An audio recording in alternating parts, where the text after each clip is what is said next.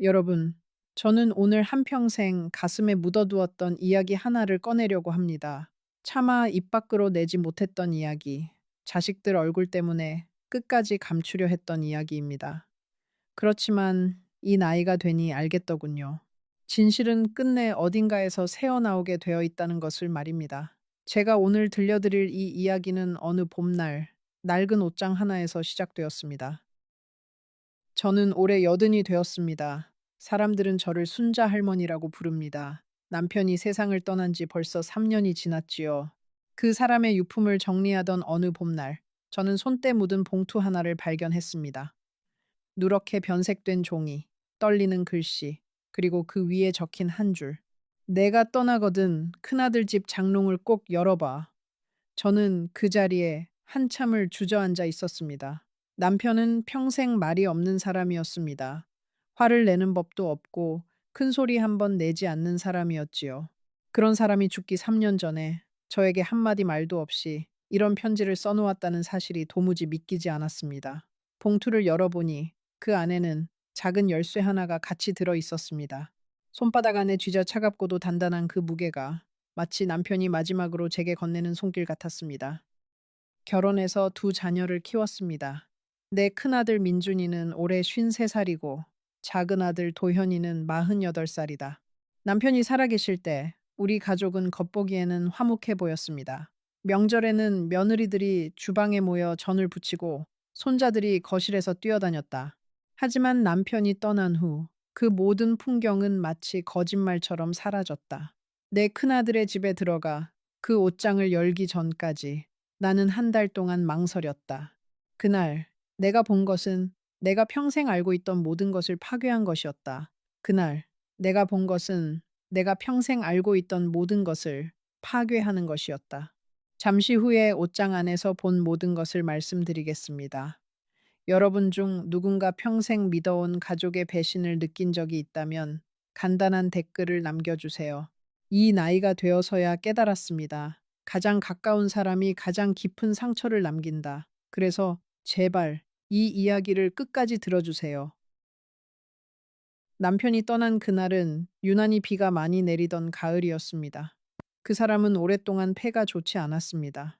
젊었을 때 공장에서 일하며 들이마신 먼지가 평생 그 사람의 가슴을 갉아먹었지요. 마지막 몇 달은 거의 누워서 지냈습니다. 그 사람은 병상에서도 늘 창밖만 바라보았습니다. 무슨 생각을 그렇게 깊이 하는지 저는 그때마다 물었지만 그 사람은 그저 옅게 웃을 뿐이었습니다. 당신은 몰라도 돼. 그게 그 사람이 자주 하던 말이었습니다. 저는 그 말을 그저 늙은이의 푸념으로만 여겼습니다. 평생 함께 산 부부 사이에 무슨 비밀이 있겠느냐고요. 그런데 지금 와서 돌이켜보면 그 사람은 이미 그때부터 무언가를 알고 있었던 것 같습니다. 자기가 떠난 뒤에 무슨 일이 벌어질지를 그 사람은 다 짐작하고 있었던 것입니다. 그래서 그 편지를 미리 써둔 것이었지요. 3년이라는 세월을 미리 내다보고 자기가 떠나고 난 뒤에 제가 겪을 일까지 모두 예감했던 것입니다. 남편이 떠난 뒤 큰아들 민준이는 처음 몇 달 동안 일주일에 한 번씩은 저를 찾아왔습니다. 며느리도 같이 왔지요. 제 며느리 이름은 혜정이입니다. 결혼한 지 어느덧 28해가 되었습니다. 혜정이는 손이 빠르고 살림을 잘하는 며느리였습니다.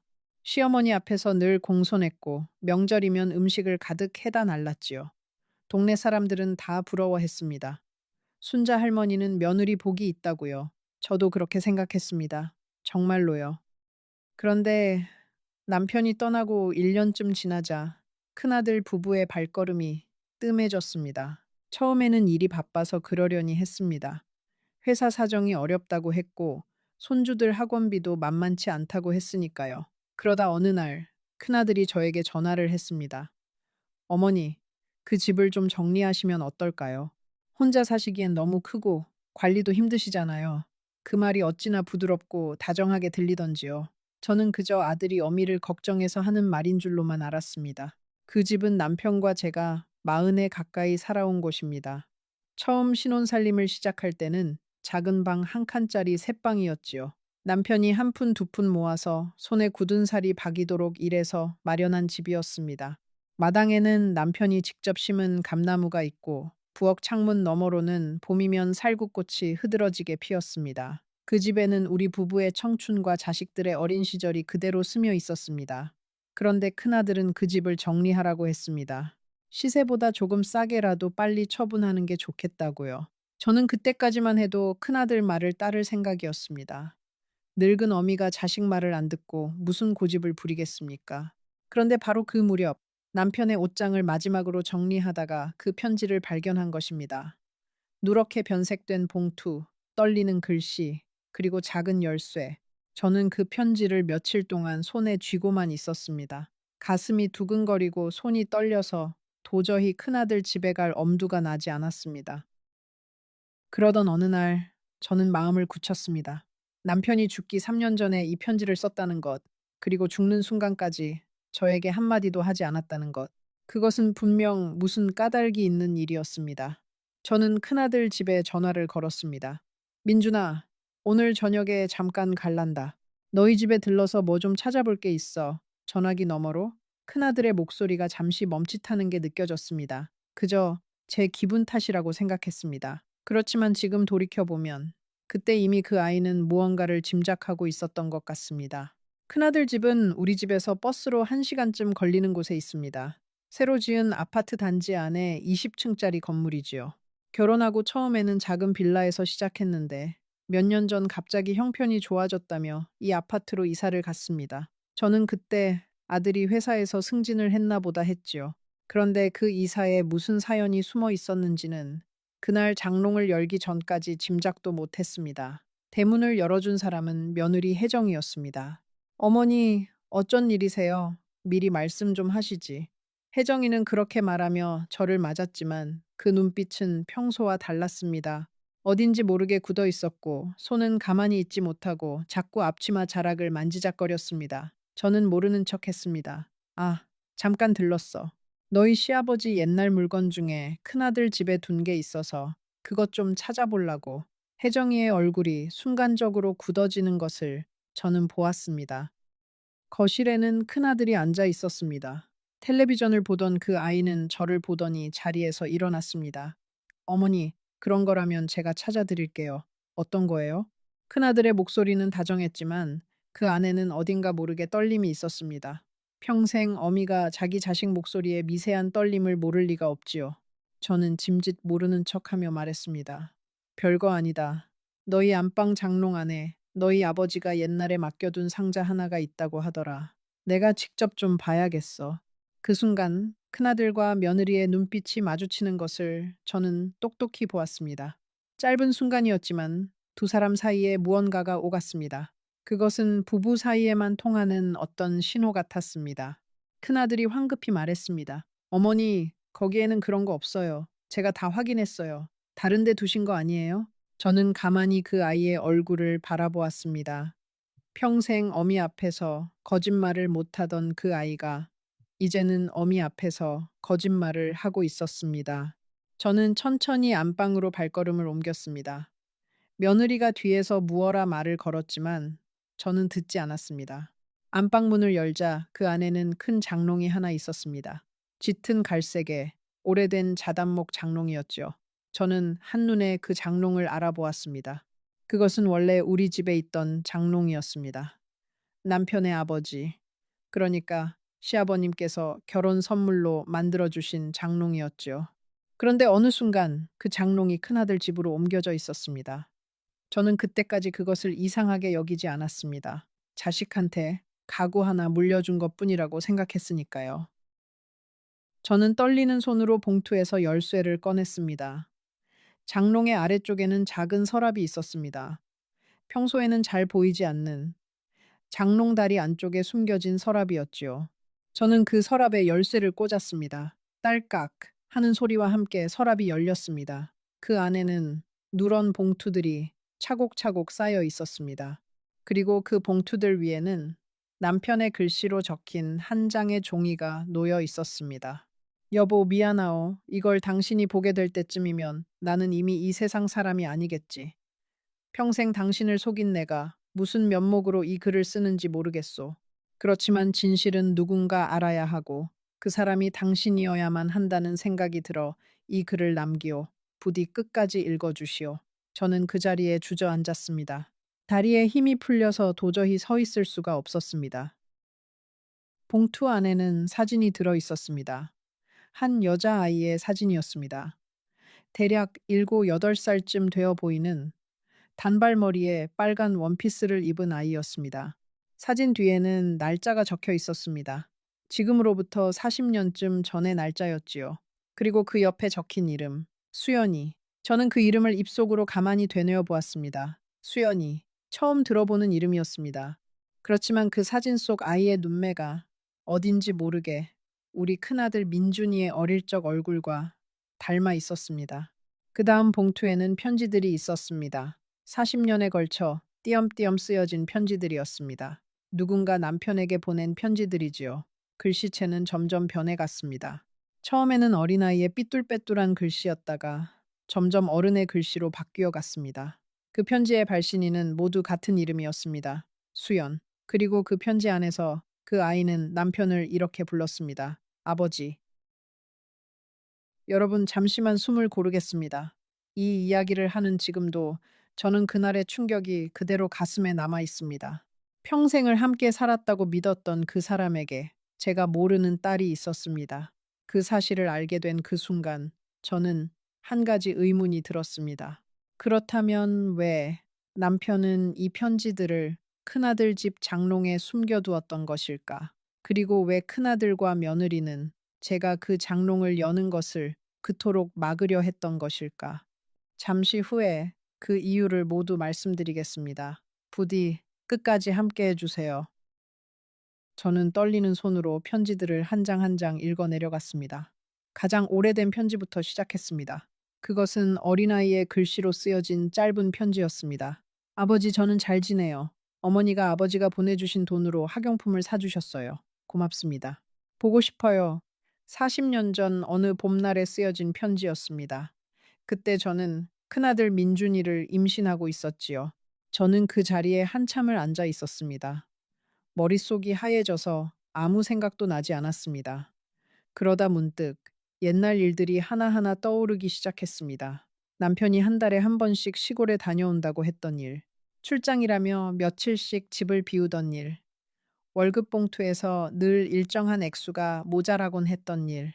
저는 그저 남편이 친구들과 술을 마시거나 집안 어른들 용돈을 챙겨 드리는 줄로만 알았습니다. 그런데 그 돈은 모두 그 아이에게 가고 있었던 것입니다. 편지들은 시간 순서대로 정리되어 있었습니다.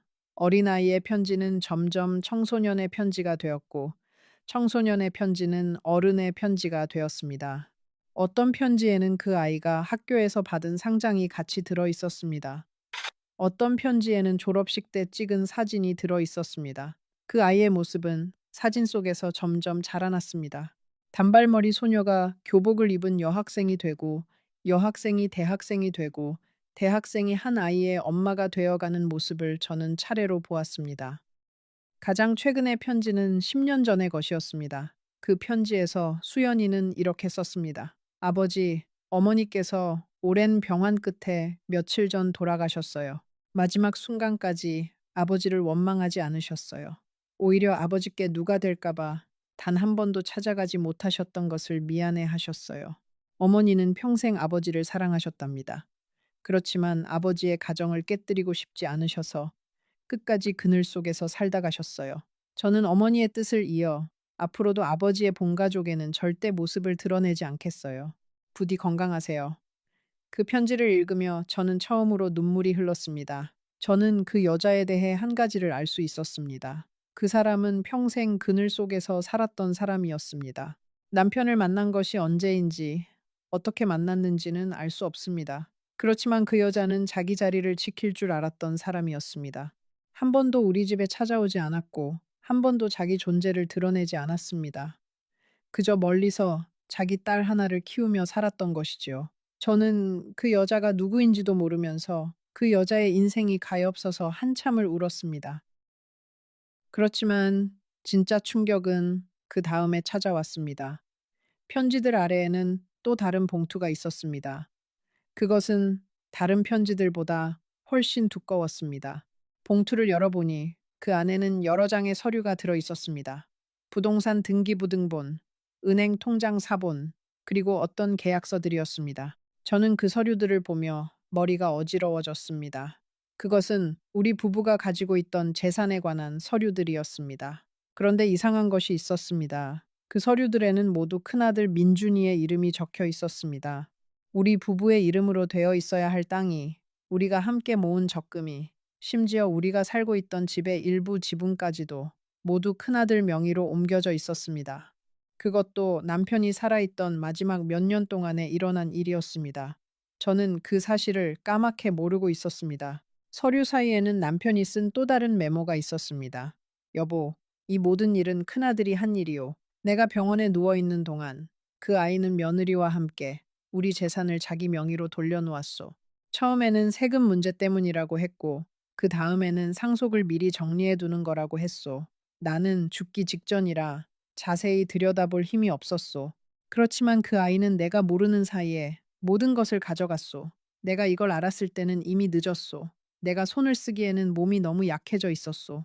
이 저는 그 메모를 읽으며 손이 덜덜 떨렸습니다. 평생 어미를 위한다고, 어미를 걱정한다고 말하던 그 아이가 사실은 어미가 알지 못하는 사이에 모든 것을 자기 손에 쥐고 있었던 것입니다.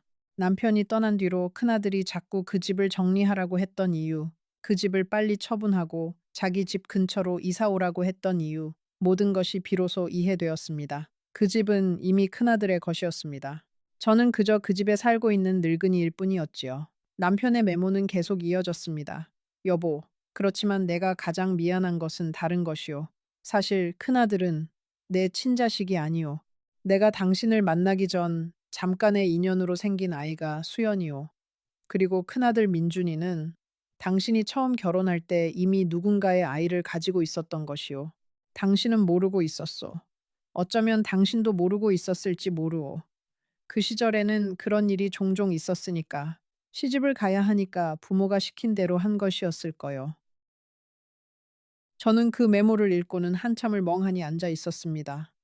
머릿속에 옛날 일들이 영화처럼 스쳐 지나갔습니다. 처음 남편을 만나 결혼한 그날, 결혼식을 올리고 시댁으로 들어가던 그날, 그리고 신혼 첫날 밤, 저의 부모님께서 저에게 하셨던 말씀. 순자야, 시집 가서는 그저 입을 다물고 살아야 한다. 무슨 일이 있어도 시댁 어른들이 시키는 대로만 하면 된다. 그때는 그 말이 그저 옛날 어른들의 잔소리인 줄로만 알았습니다. 그런데 어쩌면 그 말 속에는 다른 뜻이 숨어 있었던 것일지도 모릅니다. 저는 그날 밤 일들이 잘 기억나지 않습니다. 너무 어리고 너무 두려웠던 시절이었지요. 그리고 결혼한 지 7달 만에 큰아들 민준이가 태어났습니다. 사람들은 칠삭둥이라고 했습니다. 다행히 건강하게 잘 컸지요. 시어머님은 손주가 태어나자 무척 기뻐하셨습니다. 그런데 친정어머니는 그때 저에게 이렇게 말씀하셨지요. 순자야, 너는 이제 이 집안의 사람이다. 친정일은 잊어버려라. 그저 그 아이만 잘 키우면 된다. 저는 그 말의 뜻을 그제야 어렴풋이 짐작할 수 있었습니다. 그렇지만 남편의 메모는 거기서 끝나지 않았습니다. 여보, 나는 처음부터 알고 있었소. 당신의 부모님께서 나에게 미리 말씀하셨소. 그렇지만 나는 그것을 받아들였소. 왜냐하면 나도 당신에게 숨기는 것이 있었기 때문이요. 수연이의 어머니는 내가 군대에 있을 때 만난 사람이었소. 우리는 결혼을 약속했지만 우리 집에서 그 여자를 받아주지 않았소. 그 사람은 너무 가난한 집안의 딸이었소. 우리 어머니께서는 그 사람을 절대 며느리로 받아들이지 않으셨소. 그래서 나는 당신과 결혼했고 그 사람은 혼자 수연이를 낳았소. 우리는 서로의 비밀을 안고 평생을 함께 살았던 것이요. 저는 그 메모를 2번, 3번 읽었습니다. 평생을 함께 살았다고 믿었던 그 사람이 사실은 다른 여자를 마음에 품고 있었던 것이었습니다. 그렇지만 묘하게도 저는 그 사람에게 화가 나지 않았습니다. 왜냐하면 저 또한 그 사람을 속였으니까요. 우리는 서로를 속였지만 서로의 비밀을 받아들이고 평생을 함께 살았던 것입니다. 그것이 어쩌면 가장 깊은 사랑이었는지도 모르겠다는 생각이 그제야 들었습니다. 저는 잠시 그 자리에 멍하니 앉아 있었습니다. 머릿속에는 결혼한 첫 해의 기억들이 하나하나 떠올랐습니다. 그때 우리는 시댁에서 시부모님과 함께 살았지요. 시어머니께서는 저를 늘 못마땅해 하셨습니다. 무엇 때문인지는 알 수 없었지만 그 어른의 눈빛에는 늘 거리감이 있었습니다. 그런데 이제 와서 생각해 보니 그 어른은 다 알고 계셨던 것 같습니다. 며느리로 들어온 제가 어떤 사연을 안고 들어왔는지, 자기 아들이 어떤 마음으로 그 며느리를 받아들였는지, 그래서 그렇게 저를 멀리 하셨던 것이지요. 그렇지만 시어머니께서는 단 한 번도 그 일을 입 밖에 내지 않으셨습니다. 그저 그 침묵으로 모든 것을 묻어두셨던 것입니다. 남편이 저와 결혼하기로 결정했을 때 그 사람의 마음은 어떠했을까요? 자기가 사랑하는 여자는 따로 있는데 부모님의 뜻을 거스를 수 없어 다른 여자와 결혼해야 했던 그 사람의 마음 말입니다. 그리고 그 결혼식 날, 신부 자리에 다른 사람의 아이를 가지고 있는 저를 보았을 때 그 사람은 무슨 생각을 했을까요? 어쩌면 그 사람도 저처럼 두려움에 떨고 있었을지도 모릅니다. 어쩌면 그 순간 우리는 서로를 알아보았는지도 모릅니다. 같은 처지에 놓인 사람끼리만 알아볼 수 있는 그런 눈빛으로 말입니다. 저는 결혼한 지 며칠 만에 한 가지를 깨달았습니다. 남편은 저에게 단 한 번도, 단 한마디도 큰아들의 출생에 대해서 묻지 않았습니다. 보통의 남편이라면 의심을 했을 것입니다. 시집 온 지 7달 만에 아이가 태어났는데 어떻게 그것이 자기 아이일 수 있겠느냐고 말입니다. 그런데 남편은 그것을 묻지 않았습니다. 그저 큰아들이 태어난 그날 병원에서 그 아이를 안고는 한참을 바라보았을 뿐입니다. 그리고 그 아이를 자기 자식으로 받아들였습니다. 호적에 올리고 자기 이름을 물려주고 평생 자기 큰아들로 키워냈습니다. 저는 그제야 그 사람의 침묵의 의미를 알겠습니다. 그것은 무지가 아니라 받아들임이었습니다. 자기도 비밀이 있는 사람이었기에 저의 비밀까지 받아들일 수 있었던 것이지요. 남편이 가족과 함께 살아온 40년 동안 그 사람은 단 한 번도 그 시골 마을을 찾아가지 않았습니다. 한 번도 자기 친딸을 직접 만나지 않았던 것입니다. 그저 한 달에 한 번씩 편지를 주고받고 명절에 작은 선물을 보내는 것이 전부였지요. 어쩌면 그것이 그 사람이 자기 가족에게 지킨 마지막 선이었을 것입니다. 자기 첫사랑을 잊지는 못하지만 그 첫사랑을 위해 우리 가정을 깨뜨리지는 않겠다는 그 사람만의 약속이었지요. 저는 그 사람의 그런 마음을 이제야 헤아릴 수 있게 되었습니다. 그리고 그 사람이 평생 견뎌왔을 그 무게가 얼마나 무거웠을지를 가늠해 보았습니다. 저는 편지들 가운데서 한 장의 사진을 더 발견했습니다. 그것은 흑백 사진이었습니다. 젊은 시절의 남편과 그 옆에 서 있는 한 여자의 사진이었지요. 사진 속에 그 여자는 단정하게 한복을 입고 있었습니다. 머리를 곱게 빗어 올리고 옅게 미소를 짓고 있었습니다. 사진 뒷면에는 어느 해, 어느 봄의 날짜가 적혀 있었습니다. 그 사진을 보면서 저는 이상하게도 질투가 나지 않았습니다. 오히려 그 여자가 가엾어 보였습니다. 그렇게 잠깐 사진 한 장을 남기고는 평생 그 사람의 그늘에서 살다간 그 여자의 인생이 너무도 슬프게 다가왔습니다. 저는 봉투들을 모두 정리해서 가방에 넣었습니다. 그리고 천천히 일어나 안방을 둘러보았습니다. 그 안방에는 며느리가 정리해둔 침구와 가구들이 있었습니다. 큰아들 부부는 이 방에서 잠을 잤겠지요. 그리고 잠을 자면서 발밑에 장롱 안에 무엇이 들어있는지 알면서도 침묵해 왔을 것입니다. 그 무게가 두 사람에게도 만만치 않았을 것 같았습니다. 어쩌면 그래서 두 사람의 표정에 늘 어딘가 모르게 어두운 그림자가 있었던 것인지도 모르겠습니다. 비밀을 안고 사는 사람의 얼굴에는 본인은 모르지만 그런 그늘이 드리워지는 법이지요. 저는 천천히 일어섰습니다. 다리는 후들거렸지만 정신은 오히려 또렷해졌습니다. 안방 문을 열고 거실로 나갔습니다. 큰아들과 며느리는 소파에 앉아 저를 기다리고 있었습니다. 두 사람의 얼굴은 창백했습니다. 큰아들은 차마 저의 눈을 바라보지 못했습니다. 저는 그 두 사람 앞에 서서 손에 들고 있던 서류 봉투를 탁자 위에 내려놓았습니다. 민준아, 이게 무슨 일이냐? 어디서부터 이야기를 시작해야 할지 모르겠구나. 큰아들은 한참을 말이 없었습니다. 그러더니 갑자기 무릎을 꿇었습니다. 어머니, 죄송해요. 정말 죄송해요. 그 아이는 어깨를 들썩이며 흐느꼈습니다. 평생 어미 앞에서 한 번도 운 적이 없던 그 아이가 마흔이 넘은 사내가 어미 앞에서 어린아이처럼 울고 있었습니다. 며느리도 옆에서 고개를 숙이고 있었습니다. 저는 한참 동안 두 사람을 바라보았습니다. 화가 났습니다. 그렇지만 그것보다도 마음이 너무 아팠습니다. 저는 큰아들에게 물었습니다. 민준아, 너는 알고 있었니? 네가 누구의 아들인지. 큰아들은 고개를 숙인 채 끄덕였습니다. 언제부터 알았느냐? 아버지께서 돌아가시기 전에 말씀해 주셨어요. 모든 걸 다 말씀해 주셨어요. 그리고 그 장롱 안에 있는 것들도 어머니께 보여드릴 때가 오면 보여드리라고 하셨어요. 그런데 저는 그러지 못했어요. 큰아들의 목소리는 떨리고 있었습니다. 저는 그제야 모든 그림이 맞춰지는 것 같았습니다. 남편은 떠나기 전에 큰아들에게 모든 것을 말해 주었습니다. 그리고 그 모든 비밀을 큰아들에게 맡기고 떠났던 것입니다. 그런데 큰아들은 그 비밀을 저에게 알리지 않았습니다. 오히려 그 사실을 이용해서 자기에게 유리한 쪽으로 일을 만들어 갔던 것입니다. 어쩌면 그 아이는 두려웠을 것입니다. 자기가 친자식이 아니라는 사실이 어머니에게 알려지면 어머니가 자기를 버릴까봐. 그래서 그 아이는 어머니가 알기 전에 모든 것을 자기 손에 넣어 두려 했던 것입니다.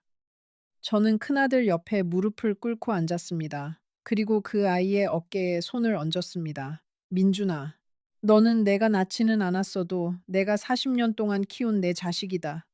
너의 아버지는 너의 아버지였고 나는 너의 어미였다.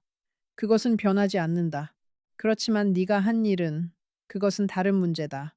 너는 어떻게 어미를 그렇게 속일 수가 있었느냐? 어떻게 한마디 상의도 없이 우리가 평생 모은 것을 네 손으로 가져갈 수가 있었느냐? 큰아들은 한참 동안 말을 잇지 못했습니다. 그러더니 어렵게 입을 열었습니다. 어머니, 사실은 사업이 잘 안 되었어요. 회사에서 잘렸어요. 새로 시작한 사업도 빚만 잔뜩 졌어요. 아내 몰래 사채를 썼다가 큰일이 났어요. 그래서 아버지께 도움을 청했어요. 아버지께서는 처음에는 도와주려고 하셨어요. 그런데 점점 액수가 커지니까 결국 집을 담보로 잡힐 수밖에 없었어요. 그러다 보니 명의가 제 이름으로 넘어왔어요. 어머니께는 차마 말씀드릴 수가 없었어요. 며느리 혜정이는 옆에서 조용히 흐느끼고 있었습니다. 저는 며느리에게 물었습니다. 혜정아, 너도 다 알고 있었니? 며느리는 고개를 들지 못한 채 작은 목소리로 대답했습니다. 어머니, 죄송해요. 저도 처음에는 몰랐어요. 그런데 알고 난 뒤에도 어머니께 말씀드릴 용기가 나지 않았어요. 시아버님께서 저에게 부탁하셨어요. 어머니께 충격을 드리지 말라고. 자기가 떠난 뒤에 어머니께서 직접 아시게 될 거라고 그때까지만 잘 모시라고 하셨어요. 저는 며느리의 손을 잡았습니다.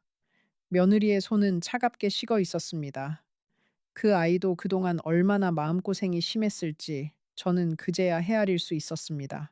시어머니에게 그 모든 비밀을 숨기고 평생 그 무거운 짐을 안고 살아왔을 것입니다. 어쩌면 며느리는 우리 집안에서 가장 죄가 없는 사람이었는지도 모릅니다. 그 아이는 그저 남편의 잘못을 함께 감당하고 있었을 뿐이었으니까요. 저는 며느리에게 물었습니다. 혜정아, 시아버님께서 너에게 처음 그 이야기를 하셨을 때 너는 무슨 생각이 들었느냐? 며느리는 한참 동안 말이 없다가 어렵게 입을 열었습니다. 어머니, 처음에는 너무 무서웠어요. 시아버님께서 어느 날 갑자기 저를 부르시더니 큰 봉투 하나를 주셨어요. 그 안에 다 들어있다고 하셨어요. 자기가 떠난 뒤에 어머니께서 그것을 찾아가실 수 있도록 잘 보관해 달라고 하셨어요. 그리고 그날 시아버님께서 저에게 부탁하신 말씀이 한 가지 더 있었어요. 혜정아, 너는 우리 집안의 며느리지만 동시에 한 여자다. 여자가 평생 견뎌야 하는 짐이 무엇인지 너도 잘 알 것이다. 부디 우리 집사람을 잘 부탁한다. 그렇게 말씀하시더라고요. 그때 시아버님의 눈빛이 너무도 슬퍼서 저는 차마 거절할 수가 없었어요. 저는 며느리의 어깨를 가만히 토닥였습니다. 그 사람은 며느리에게도 자기 짐을 나누어 지웠던 것입니다. 그렇지만 그 사람의 그 부탁이 며느리에게 얼마나 무거운 것이었을지 저는 비로소 깨달았습니다. 며느리도 그동안 저를 볼 때마다 가슴이 무거웠을 것입니다. 명절에 음식을 차리면서도 손주들 이야기를 하면서도 늘 그 비밀의 무게에 짓눌려 있었을 것입니다. 저는 그 아이가 안쓰러워서 한 번 더 손을 꼭 잡았습니다. 큰아들이 다시 입을 열었습니다. 어머니, 한 가지 더 말씀드릴 게 있어요. 아버지께서 떠나시기 며칠 전에 저를 따로 부르셨어요.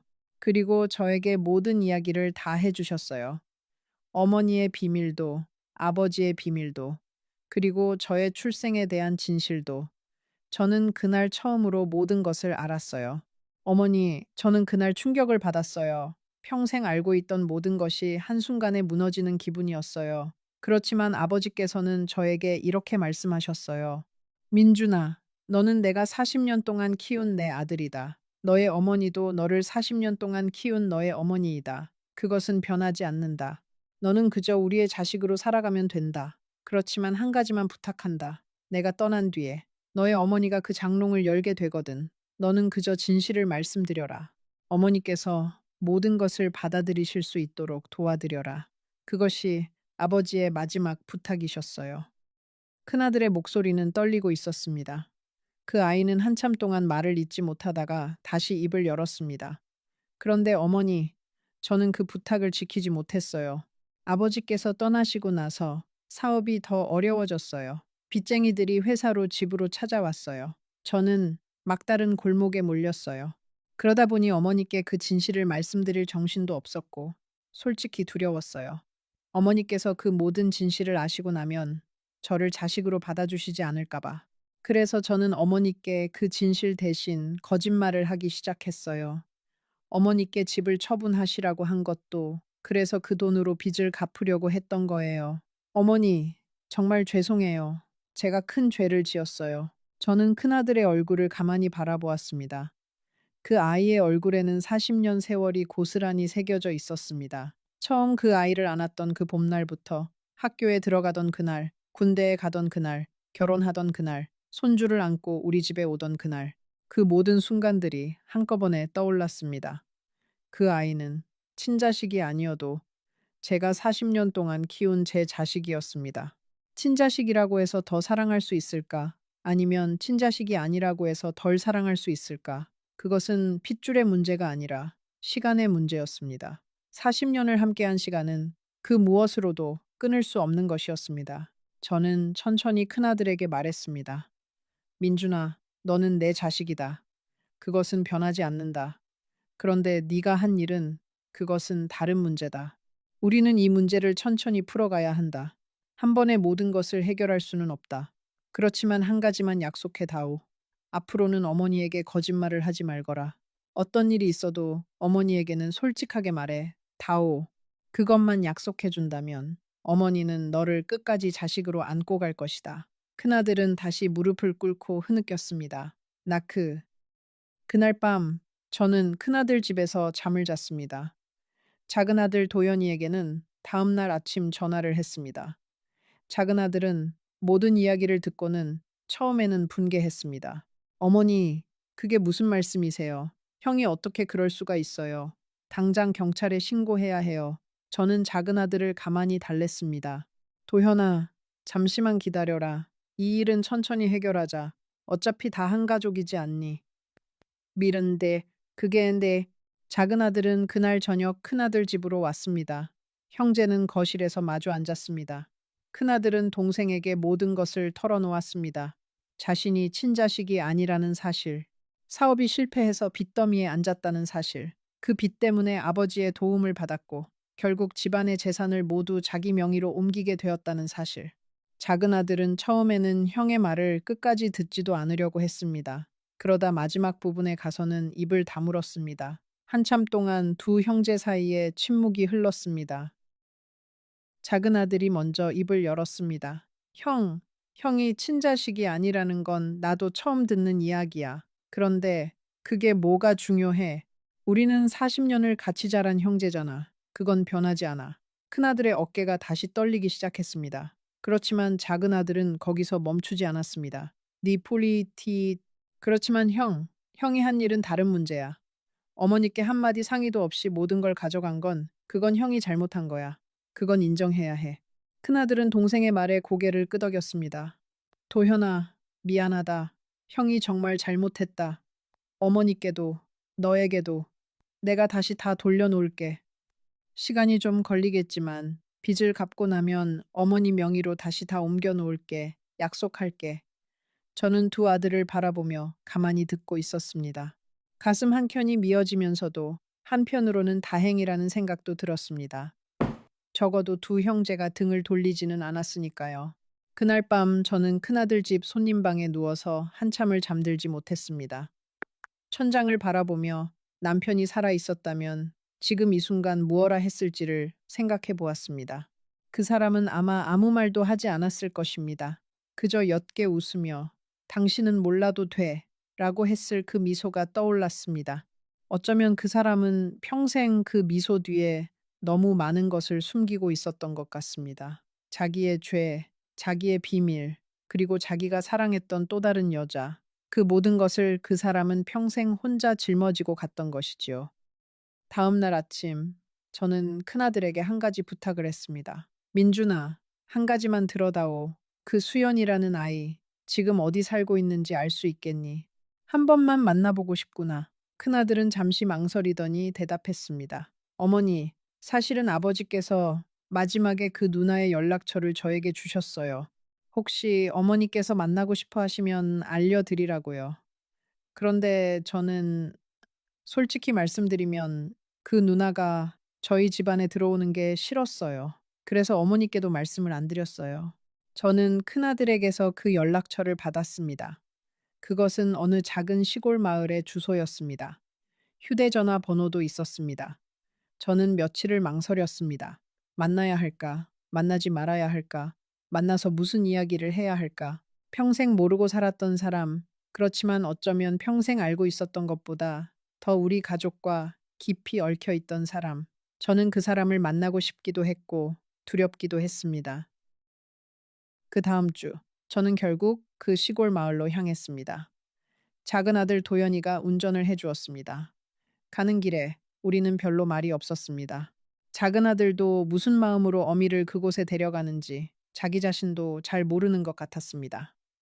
시골 마을에 도착한 것은 점심때가 조금 지난 시간이었습니다. 그 사람의 집은 마을 끝자락의 작은 한옥이었습니다. 마당에는 감나무가 한 그루 서 있었고 마루에는 빨래가 널려 있었습니다. 문을 두드리자 한 여자가 나왔습니다. 사진에서 본 그 단발머리 소녀가 이제는 50이 넘은 중년의 여자가 되어 제 앞에 서 있었습니다. 그 사람은 저를 보더니 한참을 그 자리에 서 있었습니다. 무어라 인사를 해야 할지, 어떤 표정을 지어야 할지 모르는 것 같았습니다. 저는 천천히 말을 꺼냈습니다. 수연이지요. 나는 그 사람의 아내였습니다. 그 사람의 눈에서 눈물이 주르륵 흘러내렸습니다. 그 사람은 저를 마루로 안내했습니다. 차를 끓여주었고 마당에 감을 따서 깎아주었습니다. 처음에는 우리 사이에 침묵이 흘렀습니다. 도대체 무엇부터 이야기를 해야 할지 두 사람 다 알 수가 없었습니다. 한참 만에 그 사람이 먼저 입을 열었습니다. 어머니, 이렇게 불러도 될지 모르겠지만요. 죄송해요. 저희 어머니가 평생 죄송하다고 하셨어요. 그렇지만 그 말씀을 직접 전하지 못하고 가셨어요. 저는 그 사람의 손을 잡았습니다. 그 사람의 손은 거칠고 두꺼웠습니다. 평생 농사일을 하며 살아온 손이었지요. 수연아, 죄송할 일이 무엇이 있겠느냐. 너의 어머니도 너도 죄가 있다면 그저 그 시대에 태어난 죄밖에 없다. 우리 모두 그 시대를 살아낸 사람들이 아니더냐. 그 사람은 제 손 위로 자기 얼굴을 묻고 한참을 울었습니다. 그 사람은 저에게 자기 어머니의 이야기를 들려주었습니다. 그 여자는 평생 시골에서 작은 밭을 일구며 살았다고 했습니다. 결혼은 하지 않았습니다. 그저 딸 하나를 키우는데 모든 시간을 바쳤다고 했지요. 동네 사람들이 손가락질을 해도 그 여자는 한 번도 변명하지 않았다고 했습니다. 그저 묵묵히 자기 딸을 키웠고 딸을 대학에 보냈고 결혼을 시켜서 가정을 이루게 했다고 했습니다. 수연이는 자기 어머니에 대해 더 많은 이야기를 들려주었습니다. 그 여자는 젊었을 때 무척 곱고 단아한 사람이었다고 했습니다. 동네에서도 시집 잘 갈 처녀라고 칭찬이 자자했지요. 그런데 어느 날 갑자기 배가 불러오기 시작했고 그때부터 동네 사람들의 시선이 바뀌었다고 했습니다. 손가락질이 시작되었고 친정 식구들도 그 여자를 외면했다고 했습니다. 결국 그 여자는 친정에서 쫓겨나 마을 외곽의 빈 농가에 혼자 들어가 살게 되었다고 했습니다. 그곳에서 수연이를 낳았고 그곳에서 수연이를 길렀습니다. 수연이는 어렸을 때 아버지가 없는 아이였습니다. 학교에 가면 친구들이 놀렸다고 했지요. 너희 아빠는 어디 있어? 그렇게 묻는 친구들에게 수연이는 그저 고개를 숙일 뿐이었다고 했습니다. 그렇지만 집에 돌아오면 어머니께서 늘 말씀하셨다고 합니다. 수연아, 너는 아빠가 있단다. 그저 멀리 떨어져 계실 뿐이야. 아빠는 너를 사랑하신단다. 그 말이 수연이가 어린 시절을 버틸 수 있게 해주었다고 했습니다. 그 여자는 한 달에 한 번씩 남편이 보내는 편지를 기다렸다고 했습니다. 편지가 오는 날이면 그 여자는 마치 처녀 시절로 돌아간 것처럼 설레했다고 합니다. 편지를 받으면 부엌 한쪽에 앉아서 몇 번이고 다시 읽었다고 했지요. 그리고 그 편지를 작은 나무 상자 안에 차곡차곡 모아두었다고 했습니다. 그 상자는 그 여자가 세상을 떠난 뒤에도 그대로 남아 있었습니다. 수연이는 어머니의 유품을 정리하다가 그 상자를 발견했다고 합니다. 그 상자 안에는 40년에 걸친 남편의 편지들이 모두 들어 있었다고 했습니다. 저는 그 이야기를 들으며 가만히 듣고만 있었습니다. 두 사람의 사랑이 얼마나 깊었는지, 그리고 그 사랑이 얼마나 슬펐는지가 저에게도 전해져 왔습니다. 그 여자는 평생 자기 자리를 지키며 자기 사랑을 끝까지 지켜냈습니다. 그리고 그 사랑의 결실인 수연이를 훌륭하게 키워냈지요. 어쩌면 그것은 단순한 사랑이 아니라 한 시대를 견뎌낸 여자의 인생 그 자체였습니다. 수연이는 자기 어머니의 마지막 순간을 저에게 들려주었습니다. 그 여자는 폐가 좋지 않아서 오랜 병환을 겪었다고 합니다. 마지막 몇 달은 거의 누워서 지냈지요. 그러던 어느 날 그 여자가 수연이에게 마지막 부탁을 하셨다고 했습니다. 수연아, 내가 떠나거든 너의 아버지께 편지를 한 통 써다오. 내가 평생 그분을 원망하지 않았다고, 오히려 평생 그분을 사랑했다고, 그리고 그분의 가정에 누가 되지 않으려고 끝까지 노력했다고. 그렇게 전해다오. 수연이는 어머니의 그 부탁대로 마지막 편지를 써서 보냈다고 했습니다. 그 편지가 바로 제가 장롱 안에서 발견한 그 마지막 편지였지요. 수연이는 자기 어머니가 떠나신 뒤로 명절이면 어머니의 산소에 가서 한참을 앉아 있다가 온다고 했습니다. 어머니의 산소 옆에는 작은 들꽃이 핀다고 했지요. 봄이면 노란 꽃이, 여름이면 분홍 꽃이, 가을이면 보라색 꽃이 핀다고 했습니다. 그 이야기를 들으며 저는 가슴이 뭉클해졌습니다. 우리 남편의 산소 옆에도 그런 들꽃이 피고 있었으니까요. 어쩌면 두 사람은 서로 다른 산소에서도 같은 들꽃을 보면서 서로를 그리워하고 있는 것인지도 모르겠습니다. 수연이의 집에서 저는 그 사람이 차린 점심을 함께 먹었습니다. 시골에서 직접 기른 채소들로 만든 소박한 밥상이었습니다. 된장찌개, 나물무침, 김치, 그리고 갓 지은 밥. 그런데 그 음식들에서 묘하게도 우리 시어머님의 손맛이 났습니다. 저는 그 사실이 신기해서 수연이에게 물었습니다. 수연아, 너희 어머니께서는 이 음식들을 어디서 배우셨다고 하시더냐? 수연이는 잠시 생각하더니 대답했습니다. 어머니께서 늘 말씀하셨어요. 시집을 못 간 한이 있어서 시어머니께 배우지는 못했지만 좋은 시어머니가 계신다면 이런 음식을 차려드리고 싶다고요. 그래서 책을 보고 동네 어른들께 여쭤가면서 혼자서 익히셨다고 하셨어요. 저는 그 말을 듣고 한참을 말없이 밥을 먹었습니다. 그 여자는 평생 시집을 못 간 한을 음식으로 풀었던 것입니다. 한 번도 만나보지 못한 시어머니께 차려드리고 싶었던 그 마음이 40년이라는 세월 동안 음식 속에 녹아 들어간 것이었지요. 저는 그 음식을 먹으며 그 여자의 마음을 조금이나마 느낄 수 있었습니다. 그리고 한 번도 만나지 못한 그 여자에게 저는 마음속으로 인사를 건넸습니다. 당신이 차려주신 밥상, 제가 잘 먹고 있습니다. 고맙습니다. 그날 저녁, 수연이의 집 마루에 앉아 저녁 노을을 바라보면서 저는 그 사람과 더 많은 이야기를 나누었습니다. 수연이는 결혼해서 아들 하나, 딸 하나를 두었다고 했습니다.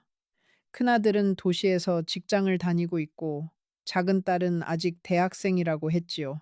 남편은 농부였는데 몇 해 전 병으로 먼저 떠났다고 했습니다. 그래서 지금은 작은 딸과 단둘이 시골에서 살고 있다고 했습니다. 저는 수연이에게 물었습니다. 너는 한 번도 너의 아버지를 만나보지 못했느냐? 한 번도 우리 집에 오고 싶다는 생각을 해본 적이 없었느냐? 수연이는 한참을 망설이더니 대답했습니다. 어머니, 솔직히 말씀드리면 왜 한 번도 그런 생각이 없었겠어요. 어린 시절에는 학교에서 아버지의 날 행사를 할 때면 너무 외로웠어요. 다른 친구들은 모두 아빠와 함께 오는데 저만 혼자였으니까요. 그때마다 저는 멀리 도시에 있는 아빠의 집을 상상해 보았어요. 그 집에는 어떤 어머니가 계시고 어떤 형제들이 있을까? 한 번만이라도 가보고 싶었어요. 그렇지만 어머니께서는 늘 말씀하셨어요. 수연아, 우리는 그분의 가정에 누가 되어서는 안 된다. 우리가 우리 자리를 지키는 것이 그분을 사랑하는 길이다. 그 말씀이 저를 평생 붙잡아 주었어요.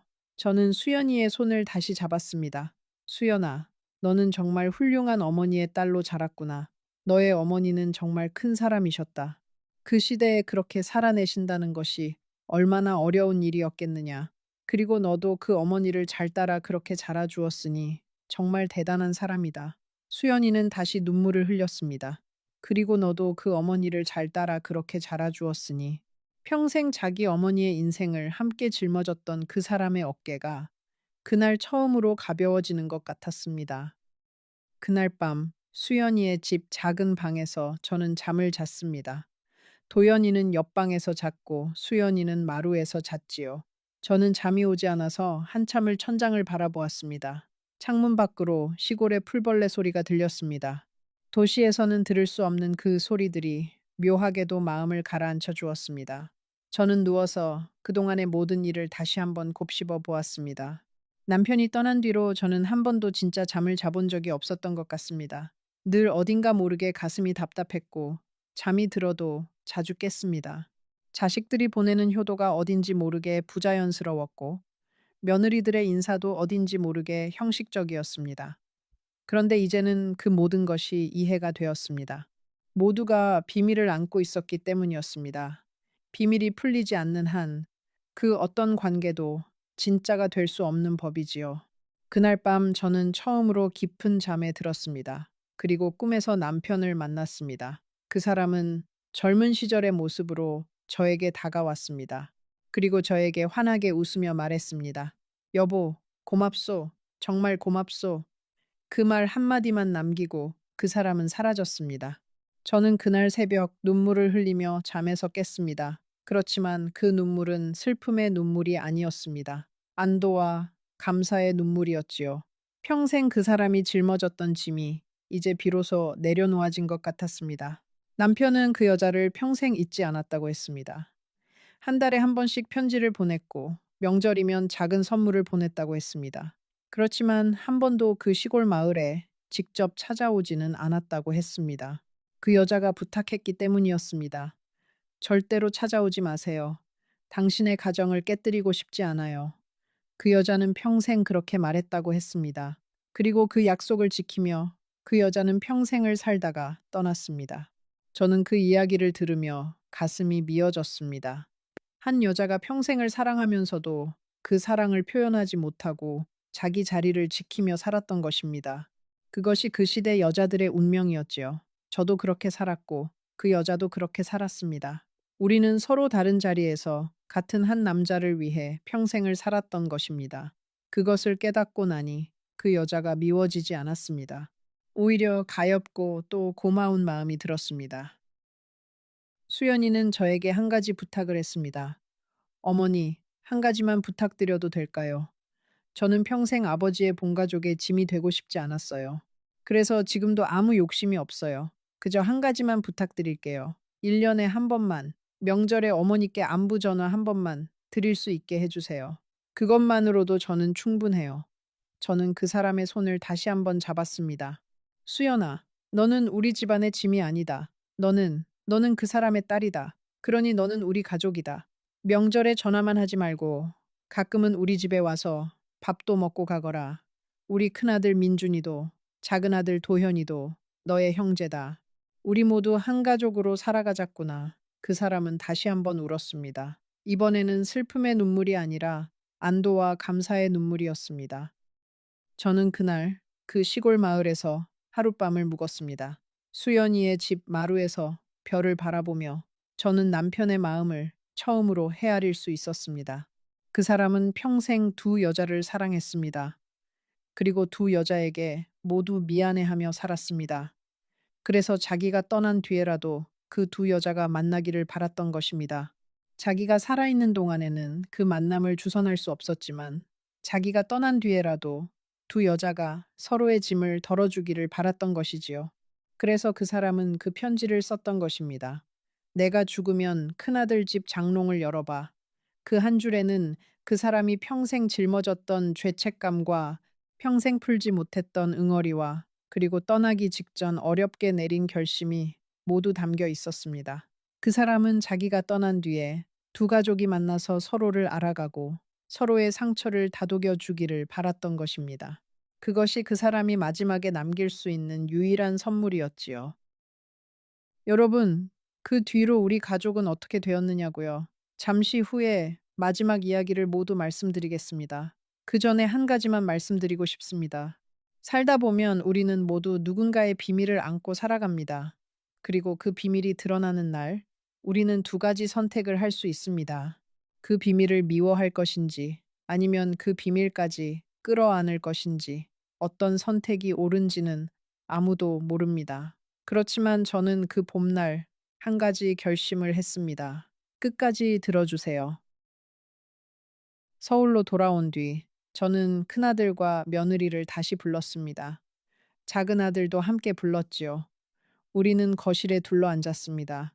저는 그동안 정리한 생각을 천천히 풀어놓았습니다. 민준아, 너에게 한 가지를 결정해야 한다. 너는 어머니의 집과 재산을 모두 가져갔다. 법적으로 보면 너의 것이 맞다. 그런데 도덕적으로는 그렇지 않다. 너는 어떻게 할 생각이냐? 큰아들은 한참을 망설이더니 대답했습니다. 어머니, 제가 다 돌려드릴게요. 지금 당장은 빚 때문에 어렵지만 시간이 좀 걸려도 꼭 다 돌려드릴게요. 그때까지는 어머니께서 그 집에 그대로 사실 수 있도록 하고요. 매달 생활비도 충분히 보내드릴게요. 그리고 도연이와도 합의해서 나중에 모든 걸 형제가 공평하게 나누도록 하겠어요. 어머니의 의견도 따르겠어요. 저는 큰아들의 약속을 받아들였습니다. 그리고 한 가지를 덧붙였습니다. 민준아, 그리고 수연이도 우리 가족이다. 너에게도 누나가 되는 셈이지. 명절에는 수연이도 부르도록 하자. 너희 두 형제가 누나에게 잘 대해주거라. 그 사람은 평생 가족이라는 것을 모르고 살았던 사람이다. 이제라도 우리가 그 사람에게 가족을 만들어주자. 큰아들과 작은아들은 모두 고개를 끄덕였습니다. 그 뒤로 몇 년이 흘렀습니다. 큰아들은 정말로 사업을 일으켜 세웠습니다. 빚을 갚는데 시간이 좀 걸렸지만 결국 모든 빚을 청산했고 약속대로 재산을 정리해서 어미 명의로 일부를 다시 돌려놓았습니다. 그리고 명절이면 수연이가 우리 집에 옵니다. 처음에는 어색했지요.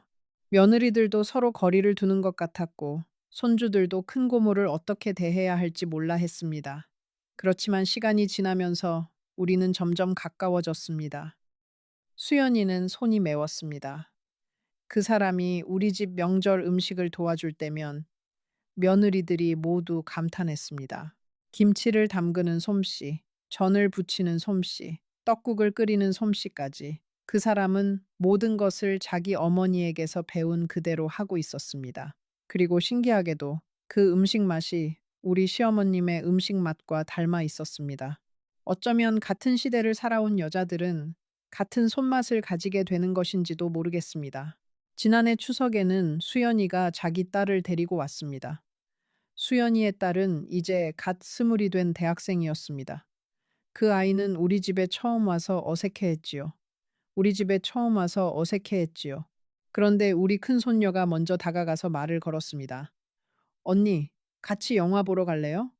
두 사촌은 그날 같이 시내에 나갔다가 저녁 늦게야 돌아왔습니다. 둘이 깔깔거리며 들어오는 모습을 보면서 저는 가슴이 뭉클해졌습니다. 어쩌면 새로운 세대는 우리가 지지 못했던 짐을 더 가볍게 져줄 수 있을 것입니다. 지금 와서 돌이켜보면 그 봄날 그 장롱을 연 것은 우리 가족에게 일어난 가장 큰 사건이었습니다. 그 장롱 안에는 40년 동안 묻혀 있던 비밀과 우리 가족이 외면해 왔던 진실들이 모두 들어 있었습니다. 그것이 한꺼번에 쏟아져 나왔을 때 우리 가족은 한 번 무너졌습니다. 그렇지만 무너진 뒤에 다시 일어섰을 때 우리는 이전보다 더 단단해져 있었습니다. 비밀이 없는 가족이 되었기 때문입니다. 여러분, 저는 이 이야기를 들려드리면서 한 가지 생각합니다. 우리는 모두 자기 안에 비밀을 안고 살아갑니다. 그것이 우리를 무겁게 짓누를 때도 있지요. 그렇지만 그 비밀은 언젠가는 드러나게 되어 있습니다. 우리가 살아있는 동안 드러나든 아니면 우리가 떠난 뒤에 드러나든 말입니다. 그러니 가능하다면 우리가 살아있는 동안에 그 비밀들을 풀어내는 것이 좋지 않을까 싶습니다. 그래야 남은 사람들이 덜 힘들어 할 테니까요. 남편이 떠난 지 이제 5년이 되어 갑니다. 저는 가끔 그 사람의 산소에 갑니다. 산소 앞에 앉아서 그 사람에게 그동안 있었던 일들을 들려줍니다. 수연이가 우리 집에 자주 오고 큰아들과 작은아들이 화목하게 지내고 손주들이 모두 잘 크고 있다는 이야기를 합니다. 그 사람의 산소 옆에는 들꽃이 피어 있습니다. 봄이면 노란 꽃이, 여름이면 분홍 꽃이, 가을이면 보라색 꽃이 핍니다. 저는 그 꽃들을 보면서 그 사람도 어딘가에서 우리를 보고 있을 거라는 생각을 합니다. 그 사람은 평생 말이 없는 사람이었습니다. 자기 마음을 표현하는 법을 모르는 사람이었지요. 그렇지만 그 사람이 떠나기 3년 전에 쓴 그 한 줄의 편지는 그 사람이 평생 하지 못했던 모든 말을 담고 있었습니다. 내가 죽으면 큰아들 집 장롱을 열어봐. 그 한 줄에는 사랑이 있었고, 미안함이 있었고, 그리고 가족이 함께 살아남기를 바라는 간절한 마음이 있었습니다. 저는 그 마음을 이제야 비로소 다 헤아릴 수 있게 되었습니다. 여러분, 혹시 여러분 가까이에도 평생 말이 없으셨던 분이 계십니까? 부모님이 그러실 수도 있고, 배우자가 그러실 수도 있고, 자식이 그러실 수도 있습니다. 그분들의 침묵 뒤에는 어쩌면 우리가 짐작하지 못하는 깊은 사랑이 숨어 있을지도 모릅니다. 너무 늦기 전에 그분들의 마음을 한번 들여다봐 주세요. 너무 늦기 전에 그분들에게 따뜻한 말 한마디 건네주세요. 사람이 떠난 뒤에는 아무리 후회해도 돌이킬 수 없는 것들이 있습니다. 저는 올해 80이 되었습니다. 살아온 날보다 살아갈 날이 더 적게 남았다는 것을 잘 알고 있습니다. 그래서 저는 요즘 제 비밀들을 하나씩 풀어내고 있습니다. 자식들에게 못했던 말들, 며느리들에게 못했던 사과들, 그리고 저 자신에게 못했던 용서들 하나씩 풀어갑니다. 그래야 제가 떠난 뒤에 우리 가족이 또 다른 장롱을 열지 않아도 되니까요. 우리 가족이 또 다른 비밀로 인해 무너지지 않아도 되니까요. 여러분도 그렇게 해보시기를 권합니다. 자기 안에 묻어둔 이야기들을 사랑하는 사람들에게 들려주세요. 그것이 부끄러운 일이라도, 후회되는 일이라도, 자기를 작아지게 만드는 일이라도 괜찮습니다. 사랑하는 사람들은 그 모든 것을 끌어안아 줄 것입니다. 우리가 그들을 사랑한다면 그들도 우리를 사랑할 것이니까요. 사랑이란 그런 것이 아니겠습니까? 서로의 비밀까지 끌어안는 것, 그것이 진짜 사랑이지요. 이 이야기가 당신의 마음에 와닿았다면 화면에 나올 다음 영상을 놓치지 마세요. 그 비디오에는 제가 방금 말씀드린 것보다 더 깊은 이야기가 있습니다. 놓치지 마시고 지금 바로 모두 클릭하세요.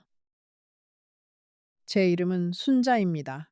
오늘 여러분께 들려드릴 이야기는 제 인생에서 가장 수치스럽고 고통스러웠던 인연의 기록입니다. 남편을 먼저 떠나보낸 지 4년 후, 저는 다시 누군가의 품이 그리워졌습니다. 그때는 정말 몰랐습니다. 그 단 하나의 그리움이 제 인생 전체를 송두리째 흔들어 놓게 될 줄은요. Break time 0.5. 사람들은 흔히 말합니다. 나이 들어 외로운 건 잠깐이고 자식들 키워놨으면 손주 보는 재미로 살면 되지 않냐고. 그런데 여러분, 한밤중에 빈집에서 눈을 떴을 때 옆자리가 차갑게 식어 있다는 그 느낌, 겪어보지 않은 사람은 모릅니다. 텔레비전 소리를 아무리 크게 틀어도 채워지지 않는 그 정막이 어떤 무게로 어깨를 누르는지 정말 모릅니다. Break time 0.5. 그래서 나는 도장을 찍었습니다. 65. 적지 않은 나이에 다시 결혼식이라는 걸 올렸습니다. 흰 한복은 입지 않았고 연한 미색 저고리에 회색 치마를 골랐습니다. 식장도 작은 한정식집 별실이었고 하객은 양쪽 합쳐 12명이 전부였습니다. 이런 데서 자개가 네 그라. 그날 거울 앞에서 나는 잠깐 웃었습니다. 늙은 얼굴이 부끄러우면서도 다시 누군가의 아내가 된다는 사실에 가슴이 떨렸습니다. 브레이크 타임 0.5. 하지만 어느 새벽, 정확히 그 도장을 찍은 지 2달 후, 나는 오랫동안 덜덜 떨며 안방 문 앞에 서 있었습니다. 안에서 들려오던 소리들, 그리고 다음 날 아침, 식탁에 앉아 있던 그 사람의 표정, 그 두 장면이 내 인생을 영원히 바꾸게 될 줄은 상상도 하지 못했습니다. 잠시 후, 그 새벽에 무슨 일이 있었는지, 왜 한밤중에 짐을 싸려다 다시 풀어야 했는지, 그리고 왜 며느리가 울면서 내 손목을 붙잡았는지를 하나하나 말씀드리겠습니다. 끝까지 들어주세요. 혹시 비슷한 외로움 속에서 살아가는 분이 있거나 어머니나 시어머니의 외로움을 가까이에서 지켜보고 있는 분이 있다면 한 줄이라도 괜찮으니 댓글을 남겨주세요. 그 한 줄이 무너진 다른 누군가의 마음을 다시 일으켜 세우는 힘이 될 수 있습니다. 브레이크 타임 1.5. 남편이 떠난 건 예순한 살 봄이었습니다. 갑작스러운 병이었고 진단을 받은 지 석 달 만에 나는 영정 앞에 섰습니다. 40년을 함께 산 사람이었습니다.